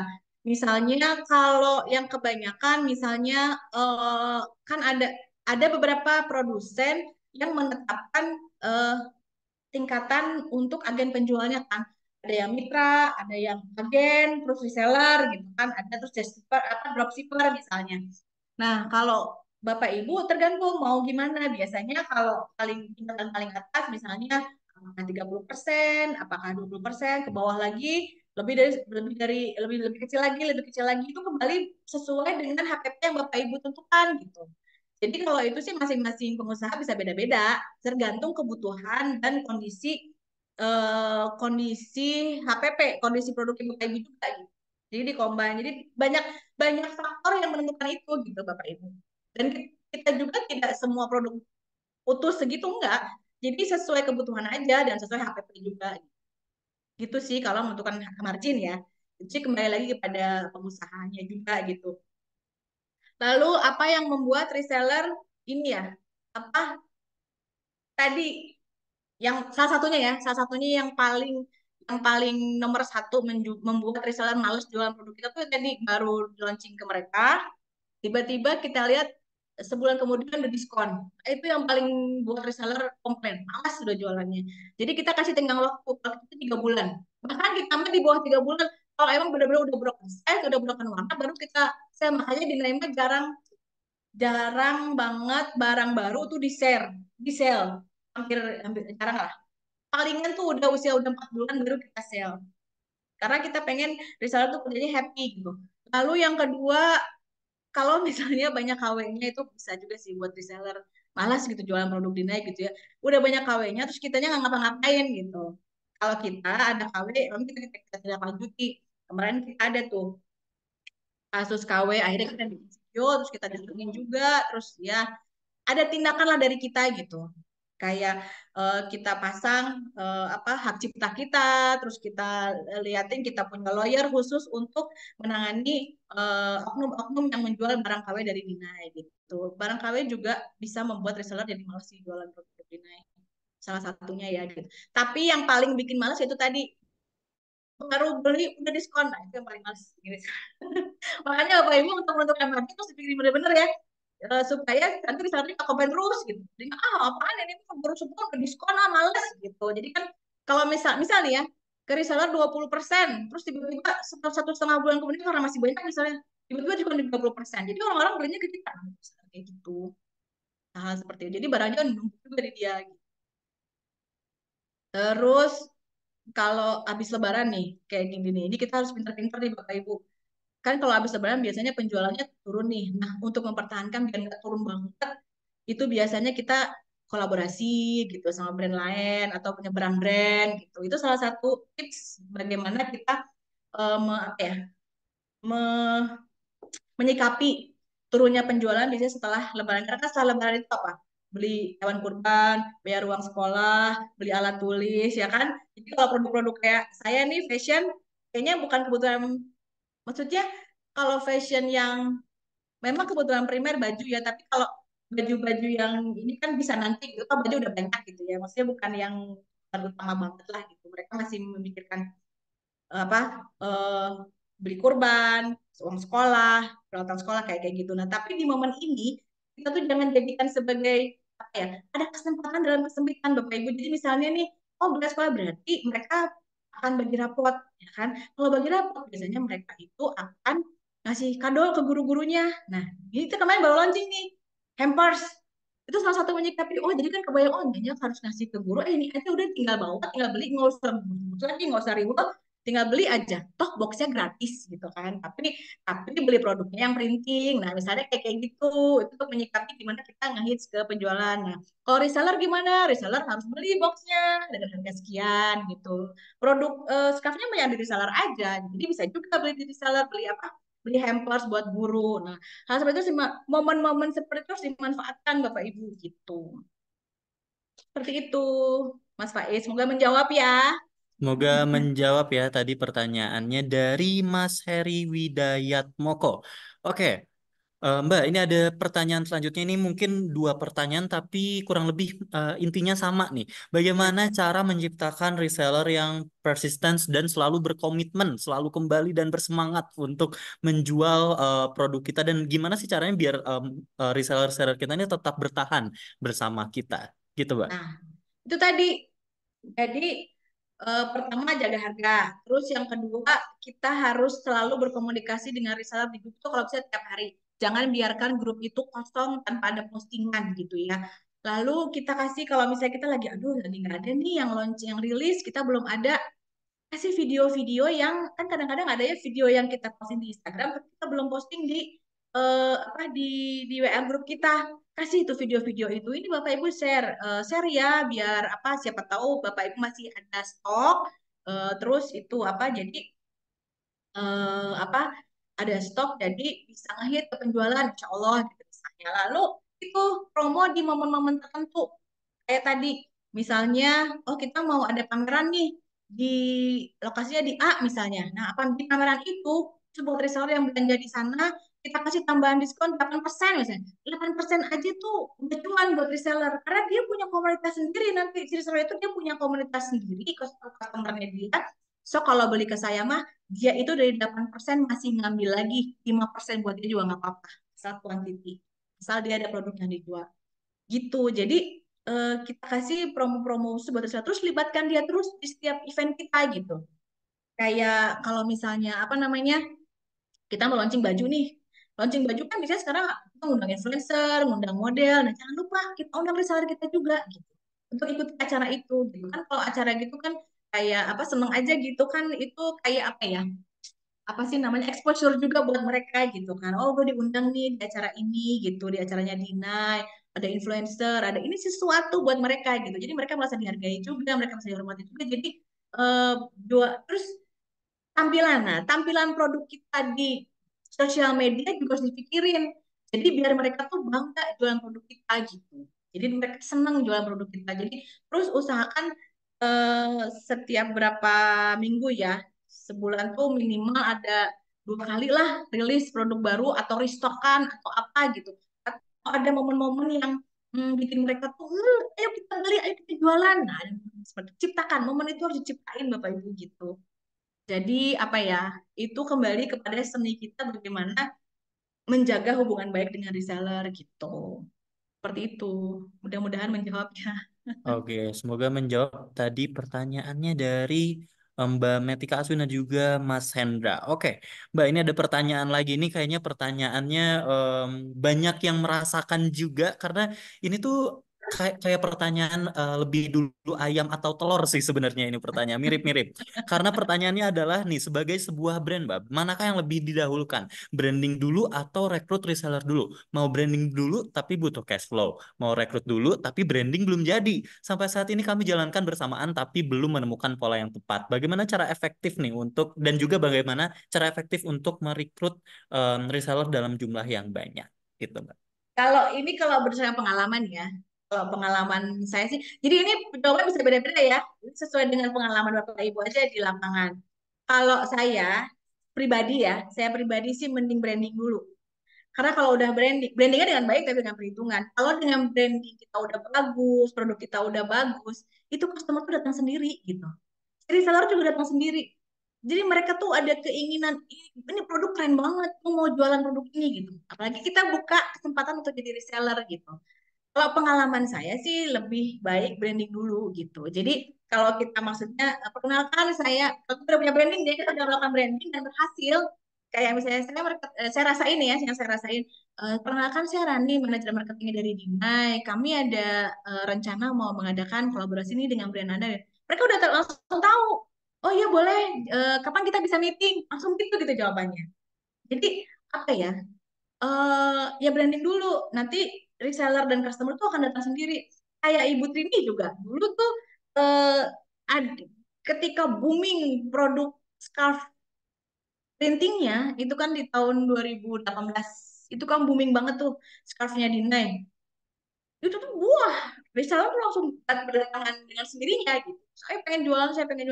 Nah, itu tuh bisa membantu distribusi kita juga gitu. Jadi awalnya satu admin chat menerima chat sampai jam 11 malam karena retail semuanya kan, tapi karena udah ada nama dan ada dari reseller jadi bisa mengurangi pekerjaannya admin gitu kan. Jadi kalau menurut pribadi saya sih branding dulu gitu. Baru nanti apa namanya? Menerima reseller itu datang sendiri gitu. Itu sih. Oke, semoga menjawab ya pertanyaannya. Next kita ke pertanyaan selanjutnya.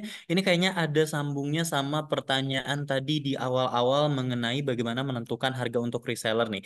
Nah, Mbak, ketika kita di sini pertanyaannya berapa persen margin yang kita dapatkan dengan konsep reseller? Terus HET-nya ditentukan oleh siapa aja dan juga bagaimana nih caranya membuat sebuah persaingan yang sehat dengan reseller? Karena balik lagi mungkin reseller nanti penjualannya harganya juga akan berbeda gitu ya dengan kita dan bagaimana biar persaingan dengan reseller ini tidak saling membunuh mungkin ya bisa kita bilang tapi justru menjadi persaingan lebih sehat dan menentukan setiap komponen-komponen harganya itu sendiri lebih enak nih buat semua pihak itu Mbak. Ya, itu tadi menentukan apa HPP ya? Siapa aja? Di sini HET tapi kayaknya sih HPP ya kemungkinan untuk penjualan. HPP ya. Kalau margin mah tetap itu mah gimana Bapak Ibu ya menentukan karena kan itu dari HPP nanti ketahuan Bapak Ibu mau jualnya berapa. Lalu dari situ kalau misalnya kita kasih margin sekian ke reseller masih ada margin nggak buat Bapak Ibu gitu kan itu Bapak Ibu yang karena kan dari produk misalnya dari food and beverage, F&B, fashion, elektronik kan beda-beda HPP-nya ya. Itu mah tergantung Bapak Ibu ya kalau untuk margin ke reseller. Yang penting Bapak Ibu tetap bisa punya margin aja. Ya, untuk tetap bisa punya margin ketika full, tetap punya margin ketika Bapak Ibu launching sale 50%. Nah, itu harus diperhitungkan Bapak Ibu.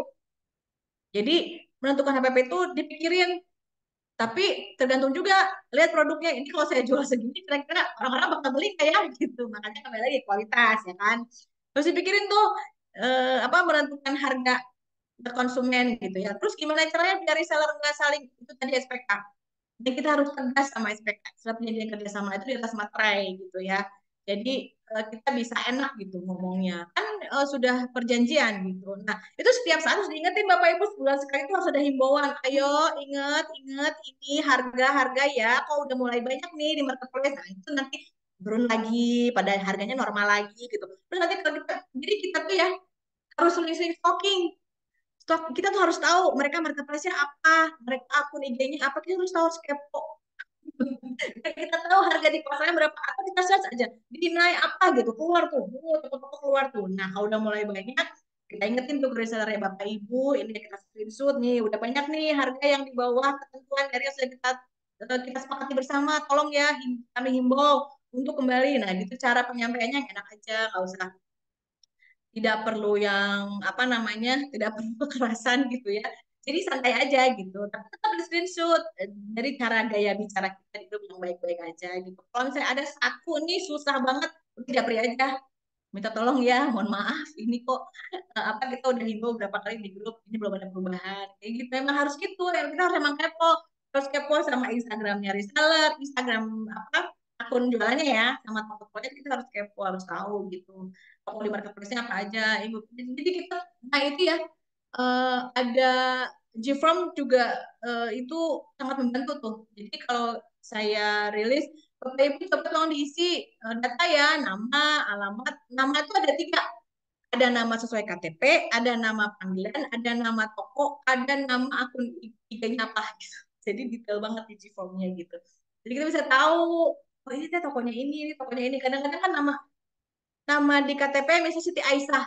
Padahal nama sehari-hari kalau kita berkomunikasi di grup adalah Inong. Itu kan jauh banget ya. Nah, kayak gitu. Jadi nama juga kita harus detail Bapak Ibu. Nama KTP siapa, nama panggilan siapa, nama tokonya apa, nama toko online-nya apa. Jadi kita harus kepo memang gitu. Itu Bapak Ibu. Oke, semoga menjawab Bapak Ibu pertanyaannya. Nah, kita lanjut lagi nih, Mbak. Ada pertanyaan. Bagaimana cara untuk menentukan minimal jumlah untuk pembelian reseller? Dan nih mungkin ada bukan masalah reseller aja kali ya, mungkin semua orang juga pemilik bisnis relate dengan pertanyaan selanjutnya. Dan bagaimana menanggapi teman dekat yang beli dalam jumlah dikit, tapi kekeh pinginnya tuh dikasih harganya reseller katanya tuh. Gitu, Mbak, pertanyaannya. Iya, itu yang poin terakhir memang banyak sih yang kayak gitu ya. Yang pertama dulu, apa ini ya, menentukan harga ya? Eh, jumlah kuantiti ya, Menentukan jumlah jumlah ya kuantiti jumlah ya, minimal kuantiti produksi. pembelian. Nah, kalau jumlah kuantiti itu memang harus berjalan dulu, apa namanya, untuk kuantiti minimal untuk menjadi reseller maksudnya gitu, atau kuantiti minimal produksi. Quantity untuk menjadi resellernya kita. Oh, kalau kuantiti minimal jadi tergantung kita bikinnya berapa. Kalau kita sih di 100 pieces kalau scarf ya.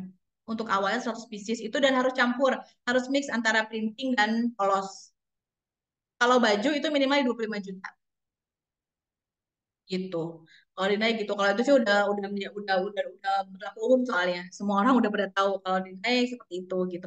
Itu kita dapat dari hasil data, apa data produksian kita juga. Jadi kayak kita hitung, ambil kesimpulan, oh kayaknya nemu nih angkanya segini gitu. Nanti Bapak Ibu juga gitu, itu produksinya sekian, kira-kira kalau saya reseller saya yang daftar ada berapa, ini apa namanya, apa kalau saya produksi segini kira-kira reseller apa bisa minimal beli berapa nih gitu. Jadi tergantung kuantiti produksi kita juga gitu, bisa memenuhi enggak gitu. Kalau dengan sekian reseller, misalnya anggaplah reseller belinya sekian gitu, produksi kita cukup nggak buat sekian reseller itu yang harus dipertimbangkan gitu. Gitu sih. Lalu yang tadi bagaimana temen minta diskon ya?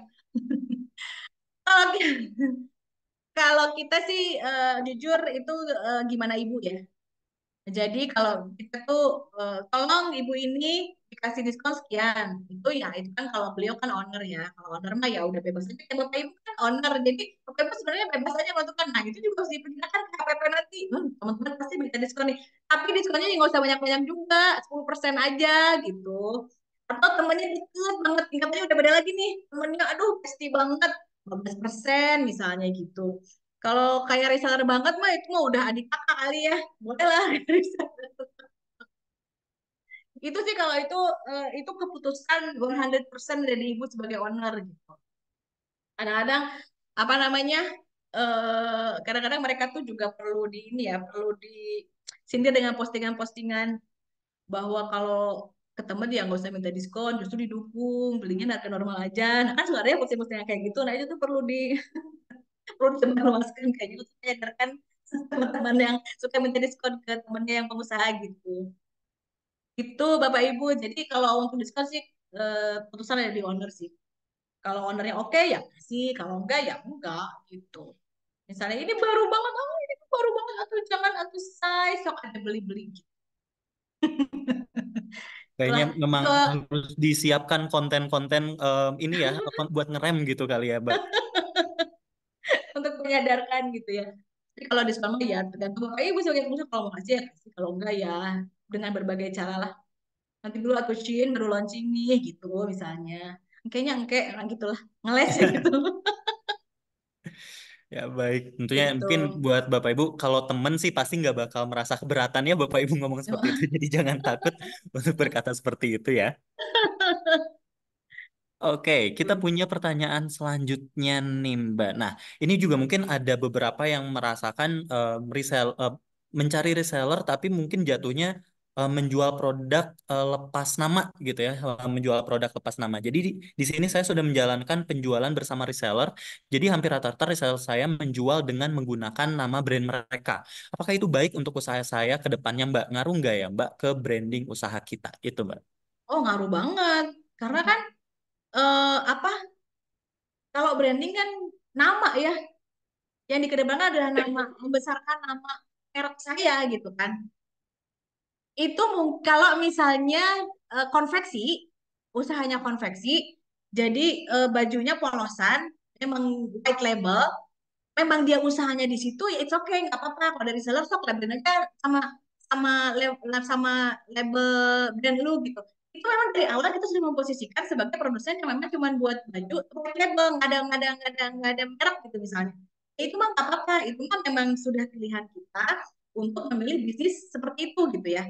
Tapi kalau kita memang kita bisnisnya pengen aku mah mau branding aku mau punya merek ya harus pakai branding harus branding bener-bener ini kayak Dina itu setiap reseller di tokonya atau misalnya yang punya tokonya di rumah pun itu kita kasih signage untuk menginfokan bahwa ini benar-benar reseller resmi Dinai gitu dan itu namanya Dinai gitu ada bentuknya lirik bulat gitu kayak signage ini adalah reseller resmi Dinai nama di situ nama tokonya kalau nama tokonya nggak apa-apa misalnya saya dari reseller kan banyak brand saya reseller maaf ya saya sebut brand sebelah misalnya saya brand resellernya Dinai, Monel, Corina, apa My Lady gitu.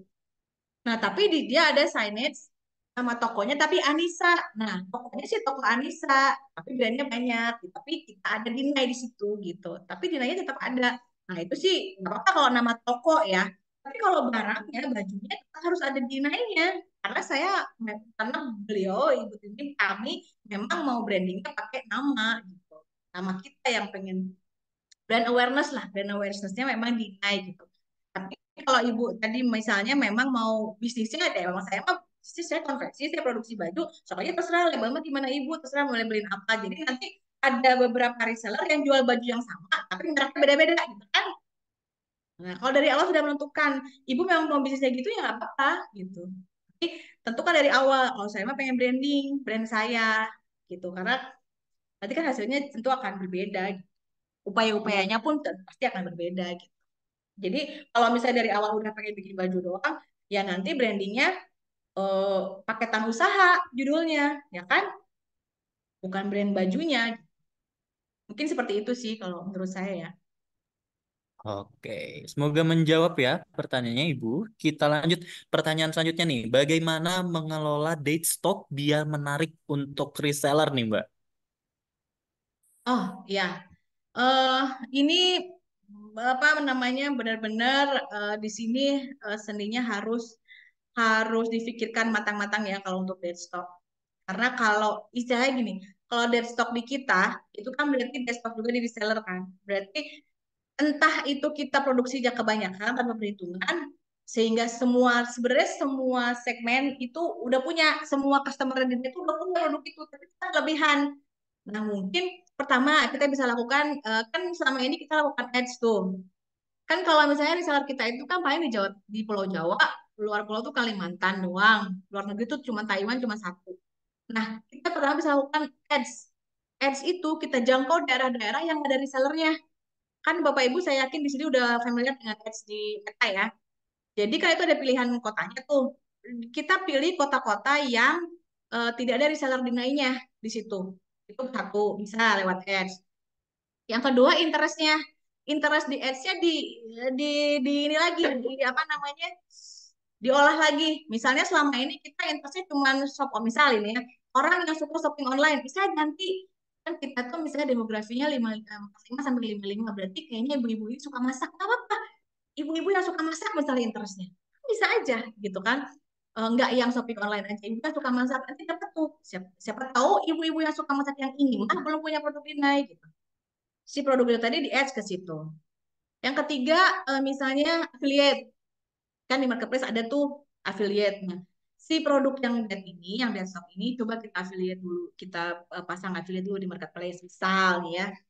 Terus apa namanya? Kalau misalnya di ads pun udah tetap dead stock, tapi yang insya Allah lah, kalau udah di ads-nya udah diotak-atik, ads-nya udah diperbaharui lagi, terus bikin konten refreshment lagi. Konten refreshment itu gini, misalnya konten awalnya produk favorit itu ini gitu ya, tapi kan stop udah lama nih kok masih ada aja, kita bikin tuh, kita olah lagi, kita foto lagi, kita refresh lagi. Saya dulu ada tuh produk yang gitu, apa, produk yang gitu tuh, itu dulu kita punya jaket, ketika rilis tuh aduh susah banget itu apa, jualannya gitu ya, dan kita kan bikinnya banyak banget emang gitu.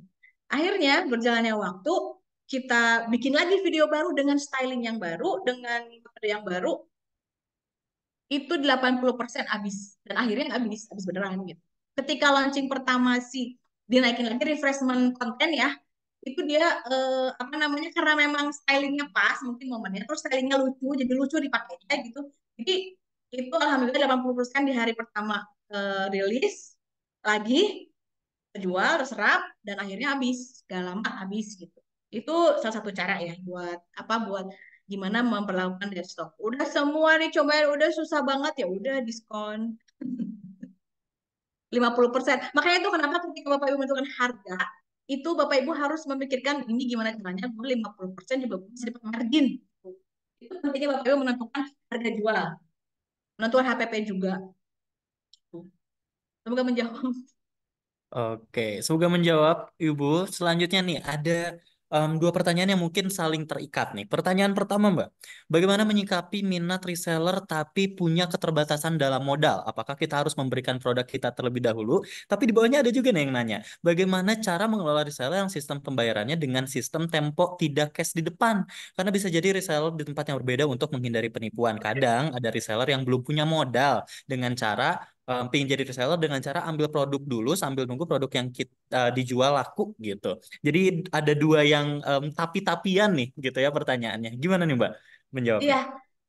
itu sih sebenarnya kembali lagi ya, kita sebagai pengusaha mau seperti apa, lihat juga apa kondisi keuangan kita juga, lihat juga kondisi bisnis kita. Tapi mohon maaf, selama ini yang dilakukan Dinai semuanya beli putus gitu. Jadi nggak ada ambil dulu barang di depan, nggak ada nyicil, kecuali open PO ya. Kalau open PO itu 50% di awal, itu open PO, dan ketika barang itu harus lunas gitu. Tapi kalau untuk barang-barang yang ready, kami selama ini selalu beli putus. Dan memang lebih baik beli putus sih kalau menurut saya ya, kalau bisnis gitu. Jadi nggak ada utang piutang di antara kita gitu. Kecuali kalau open PO. Kalau open PO kan memang barangnya juga belum ada, belum ready kan. Jadi 50% itu untuk ketika nanti ready, siapa yang didahulukan? Yang didahulukan yang udah bayar 50% gitu. Gitu aja sih. Jadi Bapak Ibu mohon maaf kalau kami lebih kepada beli putus sih. Nggak barang dulu, nggak uang dulu gitu. Jadi ada uang ada barang aja gitu. Itu Mas Faiz. Oke, Mbak. Ini mungkin sedikit bergeser sedikit bukan tentang resellernya, tapi Ya. tentang menyikapi em, produk nih. Di sini ada Neng Indah produknya adalah Sus Algani. Produknya adalah produk makanan nih. Bagaimana menyikapi ada produk yang sama sedangkan harganya lebih murah dibandingkan dengan yang dimiliki gitu. Sedangkan sudah dicoba dijelaskan bahwa perbedaan produk kita kenapa punya harga sekian gitu ya udah dijelasin, tapi gimana ya cara menyikapinya biar mungkin lebih bijak dan juga lebih bisa bersaing nih dengan pasaran yang mungkin sangat-sangat ketat untuk masalah harganya itu sih, Mbak. Oh, maksudnya ini misalnya kemeja ini misalnya kami jualnya 500, tapi ada maksudnya brand sebelah dengan kemeja yang mirip tapi harganya 300 misalnya gitu. Betul. Oh, iya. Jadi memang ya memang kita harus jelaskan sih bahwa barang ini tuh bahannya berkualitas karena ada harga ada kualitas kan pastinya. Lalu pasti pasti kalau dilihat-lihat lebih detail lagi ini pasti barang ada bedanya nih. Kayak misalnya kalau apa namanya kita juga ada sih sering gitu ya dapat dapat DM yang kayak gitu dapat yang chat yang gitu ini di pin aja pin magnetik kan launching pertama di itu tiba-tiba adalah yang lain dengan harga yang lebih murah gitu ya. Tapi ya saya saya sampaikan kepada admin-admin saya kalau ada yang membandingkan produk kita dengan produk yang lain ya kita tetap jelaskan kualitasnya itu Dina itu maksudnya magnetnya memang dibuat kuat, brandingnya memang apa ada logonya, dibikin cantik, dibikin supaya tidak lentur dan memang harus disampaikan kualitasnya memang pasti lebih baik insya Allah gitu ya. Terus apa namanya eh ya apa namanya sampaikan gitu. Atau kalau misalnya ibu belinya ini tiga, ibu bisa dapat ini loh pouch. Kan kita kalau misalnya beli scarf tiga, kita dapat pouch tuh. Iya ibu, tapi ini kalau misalnya ibu beli di sini terus beli tiga, ibu dapat pouch. Atau kalau nggak, ibu kalau beli di sini ya, ibu dapat ini scrunchies gratis. Kalau misalnya kita kasih kualitas nggak mempan gitu, gitu lah biasanya kalau customer makan maunya mungkin ujung-ujungnya minta diskon gitu udah sampein aja misalnya gitu enggak ibu sok ibu saya kasih kalau misalnya di sini ibu dapat apa Al-Quran misalnya mukena nih mukena sama bahannya oh lentur apa nggak geleser gitu kalau bahasa bahasa orangnya iya ibu tapi kalau di sini kualitasnya udah dijelasin ini bagus motifnya ini dinilai monogram dinilai mau motif mas sama aja di misalnya gitu ngeyel yaudah ibu kita kasih Al-Quran ibu mau nggak kita free Al-Quran loh padahal emang programnya ada itu free Al-Quran tapi di sini free Al-Quran ibu Al-Qurannya dinilai lagi ada brandingnya dinilai udah diem kalau mau digituin mah dikasih scrunchies aja jadi bapak ibu siapin juga gini kayak gitu untuk yang ngeyel-ngeyel kayak gini boleh boleh juga dicoba gitu iya ibu tapi kalau ibu beli di sini ibu dapat scrunchies mau nggak sih oke dia kualitas ini tuh bagus sama di sana juga oh printingnya sama nih di sana juga monogram di situ harganya murah. Jadi waktu ibu saya kasih inner bandana ya free buat ibu mau nggak? Udah jelasin panjang lebar tapi si ibu tuh pengen beli tapi tapi pengen ada sesuatu yang dia dapat gitu. Ada memang yang suka ngeyel tapi nggak banyak. Tapi emang ada Mas Faiz yang ngeyel gitu tidak customer teh betul. Ya mau nggak mau kan kita kasih apa kayak gitu apa ya inner ya scrunchies kita bikin khusus tuh scrunchies buat gift pouch kita bikin khusus buat yang gini-gini handling komplain misalnya permohonan maaf ini kami kasih ya apa pouch buat ibu khusus gitu kayak gitulah harus disiapin juga bapak ibu tuh Harus ini ya siap produk plan Z ya kita bisa ya bilang plan Z untuk segala iya kegiatan, benar segala kondisi. pemerintah program-program kayak gitu saya perlu buat yang kayak kayak gini nih gitu gimana kita tapi kan kita nggak mau pokoknya harus beli dinai gimana caranya aja saya kata-kata dulu ini mereka bu ini ada yang itu pengen gini boleh nggak beli diskon ya udah kasih aja boleh udah jelasin apa apa tetap ke tapi harganya harga sesuai akhirnya dia beli yang dinai gitu tapi ya itu ya udah kasih scrunchies ya udah kasih inner gratis gitu. Tapi nggak banyak sih yang gitu sedikit lah Ya dibandingkan ada dengan sekian ya. pembeli ya Hmm. jadi Mau-mau siapin lah tapi itu malu lah sebenarnya mau-mau tapi mau lebih sih lebih tepatnya kali ya. gitu. Oke, Mbak, ini ada pertanyaan lagi. Bagaimana gimana caranya kalau reseller itu jauh teh? Mungkin bisa kita bilang jauhnya ini jauh dari home base produk kita kali ya, bisa kita bilang. Mungkin di satu sisi aku mencoba meramu pertanyaan lainnya dan bagaimana cara menentukan reseller itu adalah reseller yang paling tepat untuk kita teh. Karena kan kalau misalnya dilihat ya, mungkin di beberapa kasus bisnis-bisnis yang membuka reseller ada nih yang resellernya ternyata tidak amanahnya itu dalam artian mungkin malah menjatuhkan brand kita gitu ya atau ternyata malah tidak jadi beneficial untuk kita gitu karena mungkin di salah satunya adalah dia jauh dan lain-lain jadi tidak terkontrol dan lain-lain. Nah, itu gimana Kak? Untuk apa ya bisa kita bilang mengatasinya mungkin atau kita harus melakukan apa nih untuk kasus-kasus seperti ini? Iya, jadi kita pernah juga sih ada kasus seperti itu. Tapi ya kita mah harus tegas sama yang kayak gitu. Karena kita mempertahankan. Kita kan udah membranding capek ya dari awal sampai akhirnya ada lah gitu brand Bapak Ibu akhirnya brand kita tuh dapet gitu ya, terus tiba-tiba ada yang rusak, ya kita harus tegas. Ya udah, dengan kita harus cari bukti dulu, jadi nggak bisa kan datangin ke sana, harus ada buktinya bahwa dia melakukan eh, apa tindakan penyimpangan gitu. Harus ada buktinya dulu. Kalau udah ada buktinya kita enak ngomongnya, ya udah, kan? Harus tegas itu mah. Harus, tapi harus ada buktinya ya Bapak Ibu. Harus ada alasan-alasannya, harus ada, kita tuh jadi nggak bisa asal ngekat. Kita harus datengin, emang emang didatengin sama kita juga. Investigasi itu kita selalu lakukan. Kita investigasi, kita datengin ke tempatnya, lalu ya udah kalau udah terbukti melakukan penyimpangan ya udah dikat, nggak ada lagi, nggak ada ampun sih kalau kita sih, udah jadi cut gitu. Jadi baik-baik ya, kan secara pribadi mah kita masih berhubungan, kita hubungannya terputus hanya hubungan bisnis aja, kalau hubungan pribadi masih baik gitu, itu sih. Oke, Mbak, ini ada pertanyaan lagi nih. Lebih utama mana nih, Mbak, menurut pengalaman dari Mbak Rani sendiri? Lebih utama distributor atau reseller nih? Itu. Nah, kalau itu tergantung lagi sama produk yang kita bikin, sama tujuan kita buat perusahaan juga, buat produk juga. Itu sih kembali kepada ini ya, kembali kepada kebutuhan masing-masing Bapak Ibu sebagai pengusaha. Kalau misalnya dirasa, gue nggak mau mikirin penjualan deh, udah aja, aku mau produksi aja. Capek mikirin marketing, produksi, nggak mikirin penjualan, marketing, capek, aku mau produksi aja. Nah, itu mungkin cocok tuh distribusi. Jadi setiap kita dengan persyaratan setiap kita bikin, lalu beli semua. Terserah kamu mau bikin harganya jadi berapa di pasaran gitu ya. Nanti kan dia di distributor ini dia baru nanti reseller dia yang mikirin apa namanya marketingnya kemana aja, distribusinya kemana aja, resellernya mau dari mana aja dia yang mikirin. Tapi kalau misalnya enggak, aku mau jualan ke retail juga karena aku mau dikenal juga nih brand aku juga pengen apa namanya pengen bisa jualan ke retail juga misalnya karena resellernya kan belum mencapai daerah-daerah tertentu yang belum gitu ya. Nah, ya udah reseller aja gitu. Jadi tergantung apakah tapi kalau yang di luar Jawa gimana ya? Di luar Jawa kan susah juga nanti bolak-balik ongkir gitu kan kirim barang. Yaudah deh kalau di luar Jawa kayak di Riau kita bikin mitra aja. Tapi maksudnya ketentuan mitra itu beda dengan reseller. Tapi nanti reseller-reseller yang di daerah Riau, khusus daerah Riau, nanti belinya ke mitra aja. Karena bisa jauh ke kita mah beli gitu kan.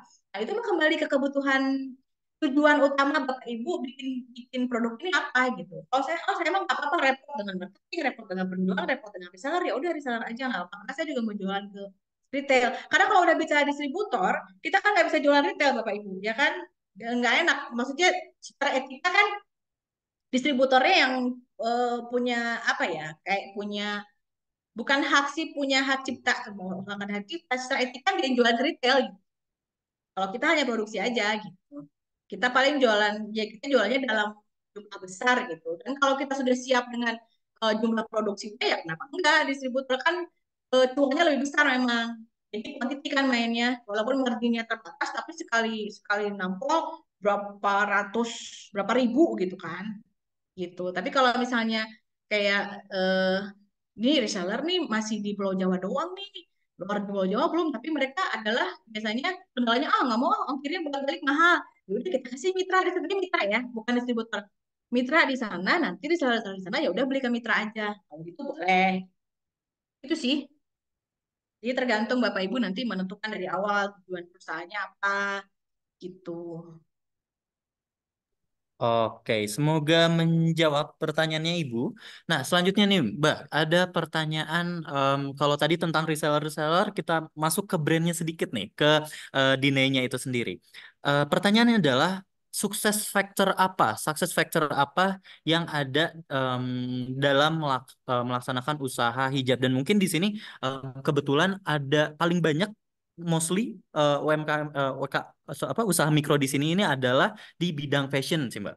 Nah jadi pertanyaannya adalah sukses factor apa nih dalam menjalankan usaha hijabnya dan kelemahan serta kelebihan dari pengembangan usaha khususnya di usaha bidang fashion khususnya untuk Dine berarti di usaha hijab gitu Mbak. Iya, kalau sukses faktornya sih kalau saya lihat Ibu ya, pertama sih tetap ikhtiar dan berdoa ya. Itu sih yang utama sih. Ikhtiar dan berdoa karena kan segimanapun usaha kita tetap yang tentunya di atas ya kan. Itu sih kalau saya yang lihat ibadah beliau memang luar biasa gitu ya. Ikhtiarnya juga luar biasa beliau itu tipe orang yang memang kerja keras gitu, lalu fight gitu. Jadi kalau misalnya nih ya dalam hal bikin produk nih, dari A sampai Z itu benar-benar dipikirin banget gitu. Kalau misalnya ada satu pabrik nggak bisa, ini pasti bisa. Misalnya beliau tuh pengen scarf-nya bagus gitu, tapi nggak dapat dapat nih feel-nya, tetap aja ke pabrik minta ini kayaknya kurang ini sedikit, ini kayak kurang sedikit. Jadi semangat gitu. Terus bisnisnya tuh benar-benar kalau orang Jawa bilang tuh di open itu apa ya?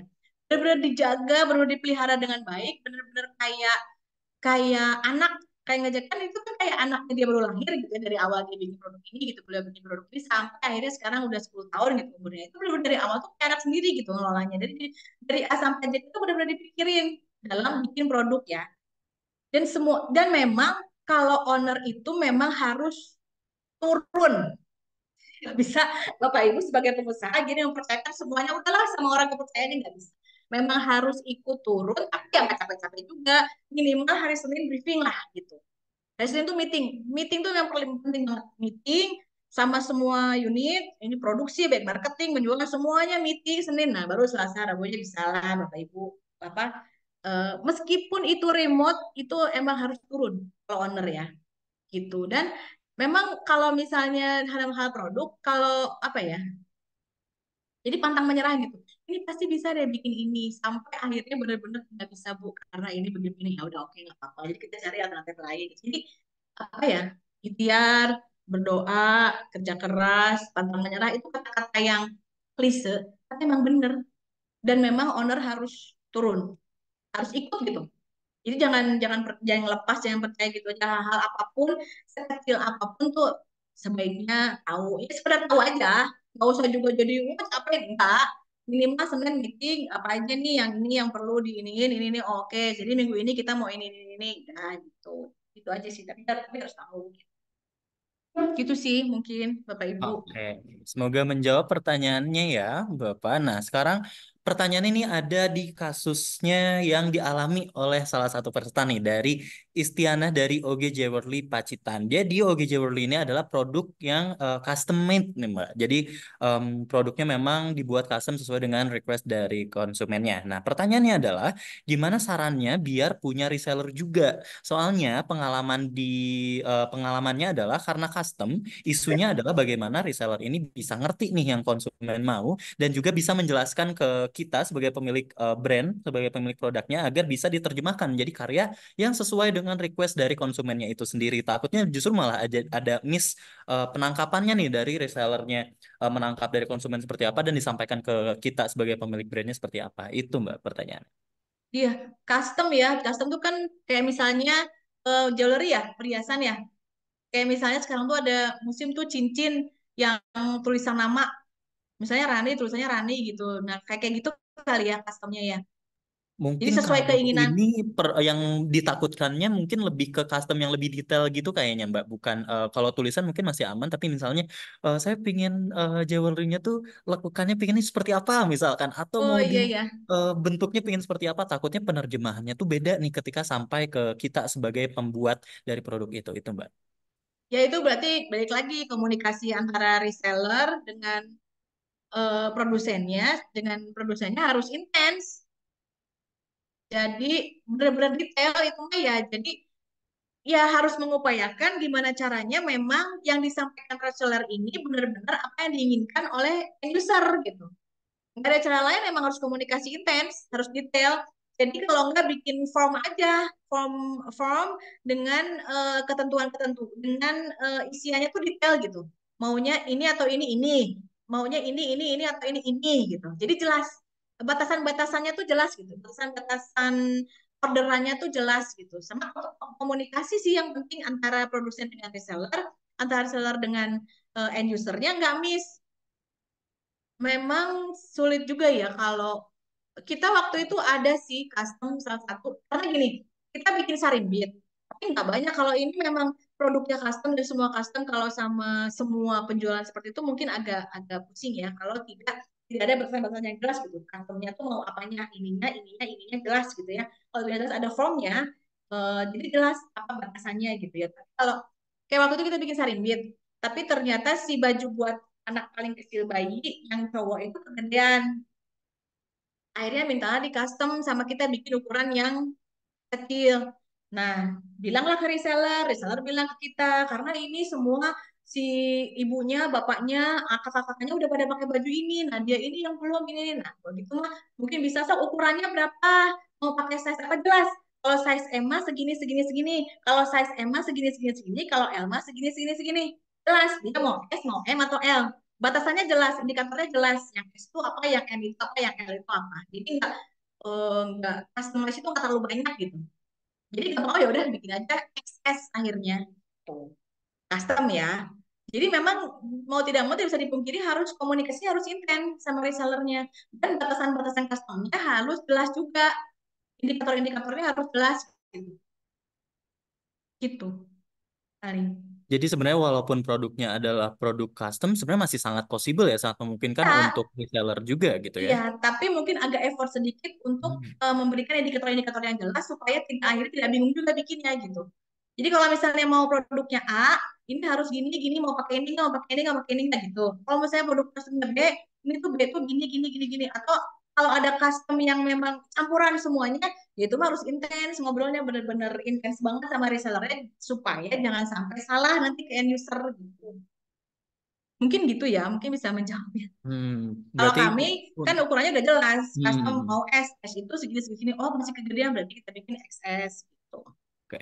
Berarti memang selain untuk jelas ke end user, mungkin kita juga harus bisa sedetail itu Iya, pemahaman produk reseller, iya, pemahaman produk terhadap resellernya juga ya, reseller iya ke betul kitanya betul. gitu. Oke, ini juga udah menuju akhir waktu nih kebetulan. Iya, Mungkin ada dua pertanyaan ya, Mbak. Ini ada dua ya dua pertanyaan. pertanyaan Ini terakhir ya. pertanyaan pertama dulu ya, dua Oh pertanyaan ya. terakhir. Mm-mm. Oke, kita ke pertanyaan pertama dulu. Sebelumnya, aku juga mohon maaf nih buat Bapak Ibu semuanya. Pertanyaannya masih numpuk banget kalau aku lihat di kolom ini masih 20-an gitu ya. Jadi nanti mungkin kita kalau misalnya bisa bertemu dengan Mbak Rani dalam another kesempatan gitu ya, kesempatan lainnya mungkin nanti bisa ditanyakan gitu berdiskusi dengan Mbak Rani. Nah, tapi kita akan menjawab dua pertanyaan. Kita ke pertanyaan pertama dulu nih. Kalau tadi itu adalah produknya custom, kalau ini adalah permasalahannya untuk produk home decor yang produknya besar dan juga mahal. Apakah kira-kira cocok nih untuk sistem pemasaran menggunakan reseller? Karena target marketnya dan pendekatannya pasti berbeda nih dengan produk-produk lain seperti fashion ataupun produk makanan. Pada stepnya, apakah produk home decor ini bisa menggunakan pemasaran reseller nih, Kak? Menurut Kakak sendiri? Menurut pribadi saya ya, kalau home decor itu kan lebih ke personal ya. Maksudnya pembelinya tuh apa personal gitu. Eh, tapi ada juga yang sekarang itu apa gini, mungkin apa namanya bukan reseller atau ya apa ya, bukan kalau juga bukan. Atau kalau home decor kan kalau saya pernah gitu mau bikin kayak sederhana aja kamar. Mau bikin kamar tapi pengen home decornya gini gini gini. Tapi saya ordernya ke teman saya. Aku pengennya gini dong gini gini. Oh ya udah bisa. Selama teman saya ini bisa menerjemahkan kemauan saya secara personal, karena kan kalau home decor personal banget, aku pengennya gini gini gini. Dia bisa menerjemahkan hal itu ke langsung ke produsen, mungkin itu bisa dijadikan apa ya, dijadikan eh, salah satu pilihan untuk bisnis reseller gitu. Saya yakin kan kan teman saya ini jadi bisa reseller juga kan, dia bisa bisa dari misalnya lu hitungin berapa nih kira-kira segini, misalnya harganya kamu di A, ya udah gue tambah sekian nih kan jadinya segini segini segini. Aku sih oke karena apa? Karena aku percaya sama teman aku dia emang jago masalah home interior gitu. Karena home interior itu kan memang personal. Nah, kita sebagai produsen bisa aja begitu asal produk knowledge-nya jelas. Asal kemauan menerjemahkan kemauan si customer-nya juga jelas gitu. Jadi jangan sampai ada salah. Dikasih tools untuk apa namanya menerjemahkan keinginannya. Si kan sekarang banyak tuh di tab apa secara online-nya home decor mau gimana gimana kan bisa dibikin ya. Banyak banget kan aplikasinya kalau mau bikin home decor. Nah, kalau misalnya udah ACC, nih lihat dia pengen kayak gini, lu bisa nggak bikin? Bisa. Dan produsennya pasti bisa aja kan kalau home decor bisa. Nah, itu bisa dijadiin sebagai salah satu alternatif, oh sebelum mau jualnya harus reseller aja. Nah, misalnya dari total apa itu harus mikirin kalau produksi gue segini, gue dapat margin segini, kira-kira karir ke dia berapa ya gitu. gue kasih ke customer misalnya kasih harga sekian, dan nanti tuh itu dari segitu tuh udah ada buat si resellernya gitu. Jadi tetap balik lagi ke komunikasi ya. Jadi komunikasinya harus intens juga. Terus menerjemahkannya pakai tools kalau home decor mah. Jadi benar-benar menggambarkan keinginan si customer. Karena kalau home decor tuh sangat personal banget kan pengennya. Jadi salah sedikit aja kan gatel gitu kan. Pengen revisi gitu. Ya revisi mah boleh tapi jangan banyak teuing kan gitu kalau home decor mah gitu. Jadi benar-benar harus ngerti banget. Dan resellernya pastikan dia ngerti cara kerja home decor. Walaupun gak usah sekolah ya, tapi dia ngerti banget gitu. Ini bahannya tuh harus apa, itu korden korden kalau kayak kayak gini tuh bahannya apa gitu. Karpet yang kayak gini bahannya apa gitu, kayunya apa. Dia juga harus minimal dia ngerti juga yang kayak kayak gitu gitu. Jadi biar ngasih tahu ke nggak beda terlalu. Jadi tinggal ke ini nanti lu bikin gini gini gini gini ya oke oke tinggal gitu gitu. Jadi ngobrolnya nggak terlalu repot lah gitu nanti sama produsennya gitu. Bisa bisa asal toolsnya jelas ya gitu.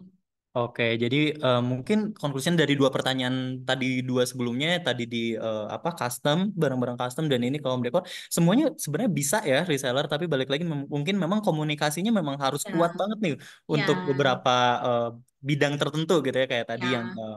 custom ataupun home decor. Nah ini ada pas banget sama pertanyaan penutupnya nih buat Mbak Rani di akhir sesi kita hari ini. Tadi kita sudah dapat conclusion bahwa oh ternyata ini loh yang harus kita siapkan ketika kita ingin apa namanya memiliki reseller gitu untuk bisnis kita dan ternyata semua bisnis itu ya masih ada possibilities untuk mempunyai reseller gitu ya memiliki menggunakan skema reseller dalam penjualan produknya nih. Nah, dari Mbak Rani sendiri untuk seluruh peserta kita pada kegiatan hari ini ada nggak nih tips yang bisa Mbak Rani kasih ke teman-teman pelaku usaha mikro yang tentunya ya tidak semuanya memiliki modal yang banyak gitu ya, memiliki keterbatasan dalam modal itu sendiri untuk bisa mulai merintis bisnis khususnya untuk memulai rintis reseller itu sendiri. Silakan, Mbak Rani. Oh, tipsnya kalau dari saya eh apa ya konsistensi, konsistensi istiqomah gitu. Jadi terus jangan pantang menyerah. Jadi kalau misalnya apa namanya gak apa-apa dari kecil-kecil dulu. Jadi apa ya usahakan kita itu mengelola bisnis itu sesuai dengan kemampuan kita gitu. Gak apa ya dari kecil-kecil dulu pelan-pelan tapi konsisten. Pelan-pelan tapi konsisten. Terus apa berpikirnya tuh pengembangan gitu. Terus jangan campur adukan keuangan bisnis dengan keuangan pribadi. Itu benar-benar harus dipisah dari sekarang. Dari sekarang ya.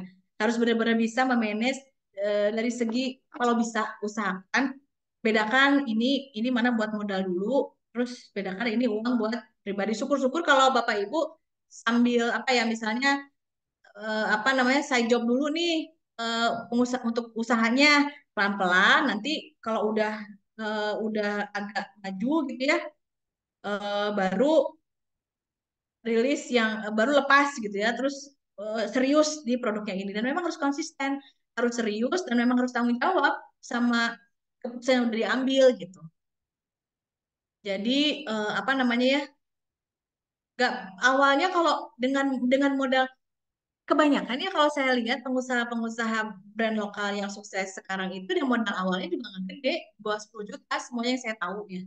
Semuanya di bawah 10 juta. Tapi apa sih mereka konsisten? Konsisten tiap hari tuh dipikirin, jadi tiap hari ya, tiap hari bangun ini gue mau ngapain nih hari ini? Oh hari ini mau jualan ini, mau bikin ini, mau jualnya ke sini, ke sini, ke sini. Konsisten. Udah jalan sehari. Terus apa? Ya ikhtiar berdoa mah udah pasti ya.